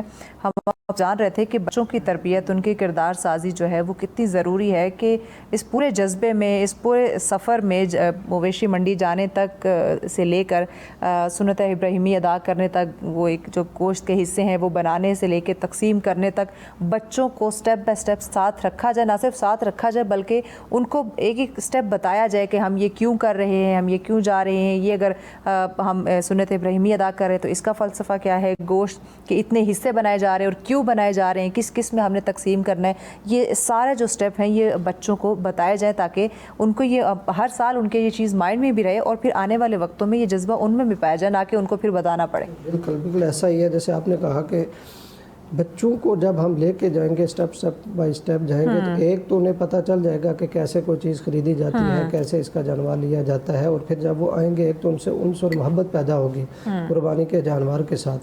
اور پھر یہ ہے کہ وہ پوچھتے ہیں, بچے آپ جائیں نا تو وہ پوچھتے ہیں کہ یہ قربانی ہم کیوں کرتے ہیں, اس کی کیا وجہ ہے. تو وہ پھر کئی والدین کو اگر نہ بھی پتہ ہو تو انہیں پڑھنا پڑتا ہے, تو پڑھ کے وہ بتاتے ہیں کہ یہ ہمارے باپ حضرت ابراہیم علیہ السلام کی سنت ہے اور آقا علیہ السلام نے ہمیں حکم دیا ہے, یہ اس لیے کرتے ہیں, اس کے ایک ایک بال کے برابر. بچے بڑے شوق سے وہ سنتے ہیں, سمجھو ایک کہانی ہے ان کے لیے, تو وہ سنتے ہیں اور پورا وہ ان کے سامنے آ جاتا ہے نقشہ کہ کس طرح.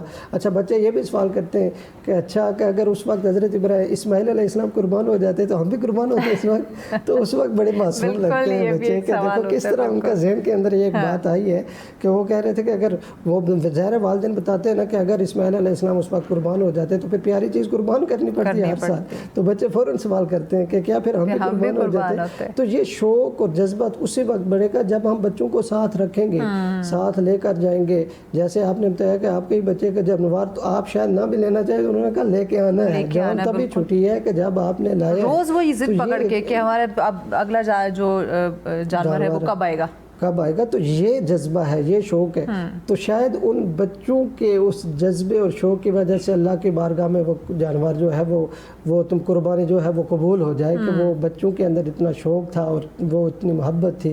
तो ये चीज़ें, क्योंकि रब की बारगाह में जो है वो नीयतें देखी जाती हैं, खुलूस देखा जाता है, तकवे को देखा जाता है। तो बच्चों को ज़रूर शामिल करना चाहिए, न कि उनको दूर करना चाहिए या नहीं कि इससे दूर रहो, ये नहीं, बल्कि उन्हें करीब करना चाहिए। यकीनन मोहतरम मुफ्ती हकनवा साहब, हम इस वक्त अपने बच्चों से अगर कोई जनरल नॉलेज का सवाल पूछे उन्हें सब आता होगा, नौजवानों से हम AI के बारे में पूछे उन्हें सब कुछ पता होगा कि टेक्नोलॉजी में क्या नई नई चीज़ आ रही है। लेकिन जो हमारा मज़हब है, जो दीन इस्लाम है, जो उसकी ये चीज़ें हैं जैसे सुन्नत इब्राहिमी की हम बात कर रहे हैं, इसके पैगाम की, इसके फ़लसफ़े की बात कर रहे हैं, इस हवाले से पूछे तो हमारे मेजॉरिटी नौजवानों को मालूम ही नहीं होगा। बस उन्हें इतना पता होगा हाँ ये ईद उल अज़हा है, इस पर जानवर लेना होता है और हमने उसको ज़िबा करना होता है और कुछ हिस्से होते हैं और बस वो तकसीम कर देने होते हैं। उसका मकसद क्या है, फ़लसफ़ा क्या है, उसकी अहमियत और फजीलत क्या है, ये उन्हें मालूम नहीं होगी। वजह इसकी हमारी प्रायोरिटी नहीं रही है। बिल्कुल, इसकी बुनियादी और बेसिक वजह ये है कि हमारे जो वालिदैन हैं इब्तिदान वो इन चीज़ों की तरफ तवज्जो नहीं देते, वो अपने बच्चों की इस अंदाज में तरबियत नहीं करते, और फिर बाद में असातिज़ा इकराम भी बस इस हद तक के जो निसाब है उसको कवर कर लेते हैं, उसको पढ़ा दिया। बाकी अब हमारे दीन इस्लाम के हवाले से ख़ास शायर क्या हैं, हमारे हीरोज़ कौन कौन से हैं, असल ये क्या था, पूरा वाक़या क्या था, इससे हमारे सीखने के लिए हमारे पास क्या है। फिर यूं ही जो खुतबा हज़रात हैं बाद, वो भी इस चीज़ की तरफ तवज्जो नहीं देते कि इसका मकसद, रूह, फ़लसफ़ा ये बयान किया जाए। बस एक वाक़या एक अच्छे अंदाज में, इस अंदाज में सुना दिया कि लोग बस वाह वाह करें और चले जाएँ। और फिर कई लोग भी ऐसे हैं कि जो इस तरफ तवज्जो नहीं देते, उनको अगर बताया भी जाए, उनके बच्चों को सिखाया भी जाए, वो ख़ुद तवज्जो नहीं देते। अब देखें ना, मिसाल के तौर पर एक अल्लामा साहब हैं, ख़तीब साहब हैं, वो मिंबर पर बैठकर 1 बजे शुरू कर देते हैं और कुर्बानी के मसाइल भी बता रहे हैं, फ़ज़ाइल भी बता रहे हैं, साथ फ़लसफ़ा भी बता रहे हैं, सब दलाइल भी दे रहे हैं। लेकिन एक शख्स है वो ख़ुद ही उस वक़्त आता है जब जुमात का टाइम हो जाता है, वो अपने बच्चों को भी उसी वक़्त लेके आता है। तो अब वो कैसे इससे पहले तो यानी कि हमने उनको ये भी नहीं बताया कि जो आप खुतबा मिस कर रहे हैं ये भी आप पे फ़र्ज़ है। जी, ये खुतबा जो है ना, हाँ, इसकी भी अपनी शराइत है, और ये खुतबा ये भी सुनना चाहिए। इससे पहले जो मसाइल, फ़ज़ाइल, अहकाम बयान हुए वो भी ज़रूरी हैं। हाँ। तो हम ख़ुद ही इन अपने बच्चों को इस तरफ नहीं लेके आ रहे। अगर हम इस तरफ लेकर आएंगे, बच्चों की तरबियत करेंगे। अब देखें ना, अब कुर्बानी के दिन आए, हम सिर्फ इस हद तक कि भाई जानवर ले आए, कुर्बान कर दिया, बच्चों ने तस्वीरें बनाई और ख़त्म हो गया, गोश्त खाया, इस हद से थोड़ा बाहर निकलें और हम बच्चों को अपने पास बिठाएं कि ये जो जानवर है ना, हाँ, ये इस वजह से हम ज़बह करते हैं, हाँ, और इसके पीछे कहानी क्या है कि वो बाप, वो बेटे, उनकी आपस में ये गुफ्तगू थी, फिर गुफ्तगू का नतीजा ये निकला, फिर अल्लाह रब्बुल आलमीन ने उन पर ये इनाम फरमाया, उन पर ये करम नवाजी फरमाई। ये सारा अगर हम तज़किरा करें, इस वाक़े को यूँ बयान करें और इसके मकासद को बयान करें, तो हमारी जो औलाद है, फिर आगे चलकर जो नौजवान नस्ल है, यही इसी नौजवानों का ऐसे ही है। प्रोफेसर इरफान साहब, आपकी तरफ आना चाहूँगी।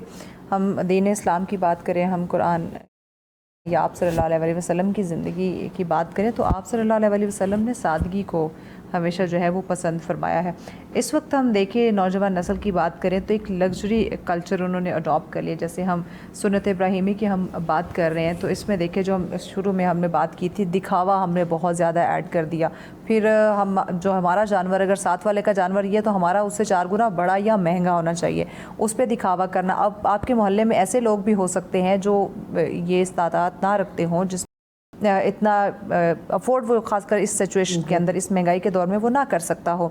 तो ये जो सादगी से निकल के लग्जरी कल्चर की तरफ आ जाना, इससे भी तो हमारा मुआशरा बिगाड़ का जो है वो शिकार हो रहा है। नौजवानों में ये कल्चर बड़ी तेज़ी से परवान चढ़ रहा है। जी बिल्कुल, ये हर मामले में ना कि कुर्बानी में कोई भी कोई अमल करते हैं, उसको کو ہم نے بنا لیا کہ موبائل کا پہلے پتہ کرتے ہیں کہ وہ ڈھونڈ کے لاؤ، ہم یہ کرنے لگے ہیں حتیٰ کہ بعض دفعہ ہم اسپیشل ایک فوٹوگرافر ساتھ رکھا ہوتا ہے ہیں اور دیتے ہیں کہ جی اب یہ دیکھیں، بلکہ کتنے آپ نے دیکھے کہیں غربا کی جو ہے وہ جب انہیں تقسیم کیا جا رہا ہوتا ہے رمضان میں راشن، تو فوٹیج آخر ان کی بھی عزت نفس ہے، کیوں مجروح کر رہے ہو غریب بندے کو؟ اسی وجہ سے سفید طبقہ جو ہے، سفید پوش طبقہ، وہ سامنے ہی نہیں آتا، وہ بھوکے جو ہے وہ دن اور شب و روز گزار دیتا ہے اور وہ کسی سے مانگنے کے لیے نہیں آتا۔ تو ان چیزوں سے نکلنا چاہیے، بلکہ یہ جب دکھاوا آ جائے گا نا، تو دکھاوا تو اللہ تعالیٰ کو پسند ہی نہیں ہے۔ اللہ تعالیٰ کی بارگاہ میں فرمایا تقوی، پرہیزگاری پسند ہے اللہ تعالیٰ کو، کہ تمہارے اندر تقوی کتنا تھا۔ جب وہ اسلام بھی آیت میں نے پیش کی ہے کہ اللہ کو نہ گوشت جاتا ہے، نہ خون جاتا ہے، نہ یہ تمہاری تصویریں جائیں گی، نہ یہ جو تمہارا سوشل میڈیا پہ یہ جائے گا کہ وہ اس کا، اللہ تعالیٰ کو تو تمہارا تقوی جائے گا کہ تمہارے اندر پرہیزگاری کتنی تھی۔ تو یہ ان چیزوں سے ہمیں نکلنا ہوگا، رب کی رضا اور قرب کی طرف آنا ہوگا۔ جب ہم اس کا مطلب سمجھ جائیں گے نا جی کہ قربانی کا مطلب ہی ہے رب کے قریب ہونا، رب کے نزدیک ہونا، تو پھر یہ دکھاوا جو ہے وہ ہم سے آٹومیٹکلی ہم سے نکل اور پھر ہم جو ہے وہ اصل مقصد کی طرف آ جائیں گے، اور جب اصل مقصد کی طرف آ جائیں گے تو وہ ثمرات پھر ہمیں ملیں گے اور اس کے فائدے بھی ہم بے شک بے شک۔ محترم مفتی حق نواز صاحب، قرآن کے مطابق شکر گزاری جو ہے وہ ایک مومن کی نشانی جو ہے وہ قرار دیا جاتا ہے، تو کیا نوجوان نسل جو ہے وہ قربانی جیسی نعمتوں سے، جیسے اس کی فضائل کی بات کر رہے ہیں، اس کی اہمیت کی بات کر رہے ہیں، اس کی نعمتوں پر شکر گزاری کا مظاہرہ کرتے ہوئے نظر آتے ہیں، یا بس ایک تہوار ہے، آیا منایا اور ختم؟ جی قربانی جو ہے نا، اس کے جہاں پر مزید اور بھی کئی مقاصد ہیں جن پر ہم نے بات کی۔ ایک مقصد یہ بھی ہے کہ رب کی نعمت کا شکر ادا ہو جائے۔ آپ قرآن پاک کی سب سے چھوٹی سورت سورہ کوثر، اس کو پڑھ کر دیکھیں، اللہ پاک نے پہلے سرکار صلی اللہ علیہ وسلم پر جو نعمتیں فرمائی ہیں ان کا ذکر کیا، اس کے فوراً بعد فرمایا نماز پڑھیں اور قربانی کریں۔ اِنَّا أَعْطَيْنَاكَ الْكَوْثَرَ، ہم نے آپ کو کثرت عطا فرمائی، تو سرکار کو بڑی کثرت عطا فرمائی گئی ہے۔ ساتھ اس کے بعد فرمایا فَصَلِّ لِرَبِّكَ، اپنے رب کے لیے نماز پڑھو، وَانْحَرْ، اور قربانی کرو۔ تو اب مطلب کیا، رب کی طرف سے نعمتیں حاصل ہوں تو اس پر شکر گزاری کی مختلف جو صورتیں، ایک یہ بھی ہے نماز ادا کی جائے، اور ساتھ میں یہ بھی ہے کہ قربانی کی جائے جو رب نے مال عطا کیا، تو اب یہ شکر گزاری کی صورت ہے۔ اب سرکار صلی اللہ علیہ وسلم پر کثرت سے نعمتیں تھیں، کثرت سے سرکار صلی اللہ علیہ وسلم پر اللہ کی رحمتیں تھیں، ہمارے اوپر بھی لاتعداد نعمتیں ہیں، ہم دن رات رب کی نعمتوں میں ہی جیتے ہیں۔ یہاں تک کہ علماء فرماتے ہیں کہ ہمارا یہ ایک سانس جو ہے نا، ایک سانس، یہ رب کی دو نعمتیں ہیں۔ ہم سانس کو اندر لے کر جاتے ہیں، یہ ایک نعمت ہے، باہر لے کر آتے ہیں، یہ دوسری نعمت ہے۔ اگر سانس اندر نہ جائے تب بھی کام تمام، اگر اندر چلا جائے واپس باہر نہ آئے تب بھی کام تمام۔ تو ایک سانس دو نعمتیں۔ اب ہم میں سے ہر ایک غور کرے کہ ہم رب کی کتنی نعمتوں میں جی رہے ہیں۔ جب اتنی نعمتوں میں جی رہے ہیں تو اب اس کا پھر یہی ہے کہ شکر گزاری کریں۔ تو رب نے ہمیں مال عطا فرمایا ہے، رب کے حکم پر لبیک کہیں، اطاعت و فرمانبرداری کا مظاہرہ کریں، اور ہم اس انداز میں شکر ادا کریں کہ مال کا حق ادا کر دیں اور قربانی کریں۔ یہ شکر گزاری، یہ قربانی کا ایک اہم مقصد ہی ہے۔ تو اس کی طرف بھی ہمیں، ہماری نوجوان نسل کو، ہماری آنے والی نسلوں کو اس طرف خاص طور پر توجہ دینی ہوگی۔ یقیناً ایسے ہی ہے۔ پروفیسر عرفان صاحب، آج کے پورے جو ہمارے ٹاپک تھا، جو ڈسکشن تھی، اس کا خلاصہ اور آپ کا پیغام ناظرین کے لیے؟ میرا آج کے اس پورے ٹاپک کا جو انتہائی خوبصورت تھا، یہی میں پیغام دینا چاہوں گا کہ جب ہم جانور کو قربان کرنے لگیں تو اس وقت ہم کھڑے کھڑے یہ ضرور سوچیں کہ آج ہم نے اپنی خواہشات نفس پہ بھی چھری چلانی ہے۔ جو بھی کام کرنا ہے وہ رب کی رضا کے لیے کرنا ہے۔ دیکھیں امام علی مقام، جن کے بیٹے وہ ننھے علی اصغر، تیر لگتا ہے تو اوپر خون کو رب کی طرف کریں کہ اللہ اگر تو اس میں راضی ہے تو تیرا حسین بھی اس میں راضی ہے۔ یہ قربانی جس کے اس اسلامی مہینے کی ابتدا بھی قربانی سے، انتہا بھی قربانی سے، تو یہ اسلام ہم سے قربانیاں مانگتا ہے۔ ہم خواہشات کی بھی قربانی جو ہے دیں، ہم مختلف چیزوں کی اور رب کی رضا پر راضی رہیں، اور جو ہے وہ قربانی والے دن ہم غریب اور غربا اور سفید پوش طبقے کو جو ہر سال دیتے تھے، لیکن اس سال وہ کہہ رہے ہیں، پوچھیں تو وہ ٹال مٹول کے کہ کہیں ہمارے عزت نفس بھی مجروح نہ ہو، ایسا ڈھونڈ رہے ہیں، یہ کر رہے ہیں، مہنگائی کا دور ہے، ان تک ضرور گوشت پہنائیں، ان کا خیال رکھیں، ان کے گھیڑ تک جائیں اور انہیں عید کا یہ تحفہ جو قربانی کی صورت میں انہیں دیں تاکہ وہ بھی ان خوشیوں میں شامل ہو سکیں۔ بالکل ایسی ہے جی۔ محترم مفتی حق نواز صاحب، آپ اس پروگرام کا خلاصہ کیسے کریں گے اور ناظرین کو، خاص کر نوجوان نسل کو، کیونکہ ہم انہی کے حوالے سے بات کر رہے تھے، تو ان کو کیا کہنا چاہیں گے؟ جی، قربانی کے موضوع پر جو آج ہم نے بات کی، اس کا خلاصہ یہ ہے کہ قربانی اگر صرف اسی ایک عبادت کو دیکھ لیا جائے نا، تو یہ ہمارے لیے ایک کامل انسان بننا اور کامل مسلمان بننا اس کے لیے کافی ہے۔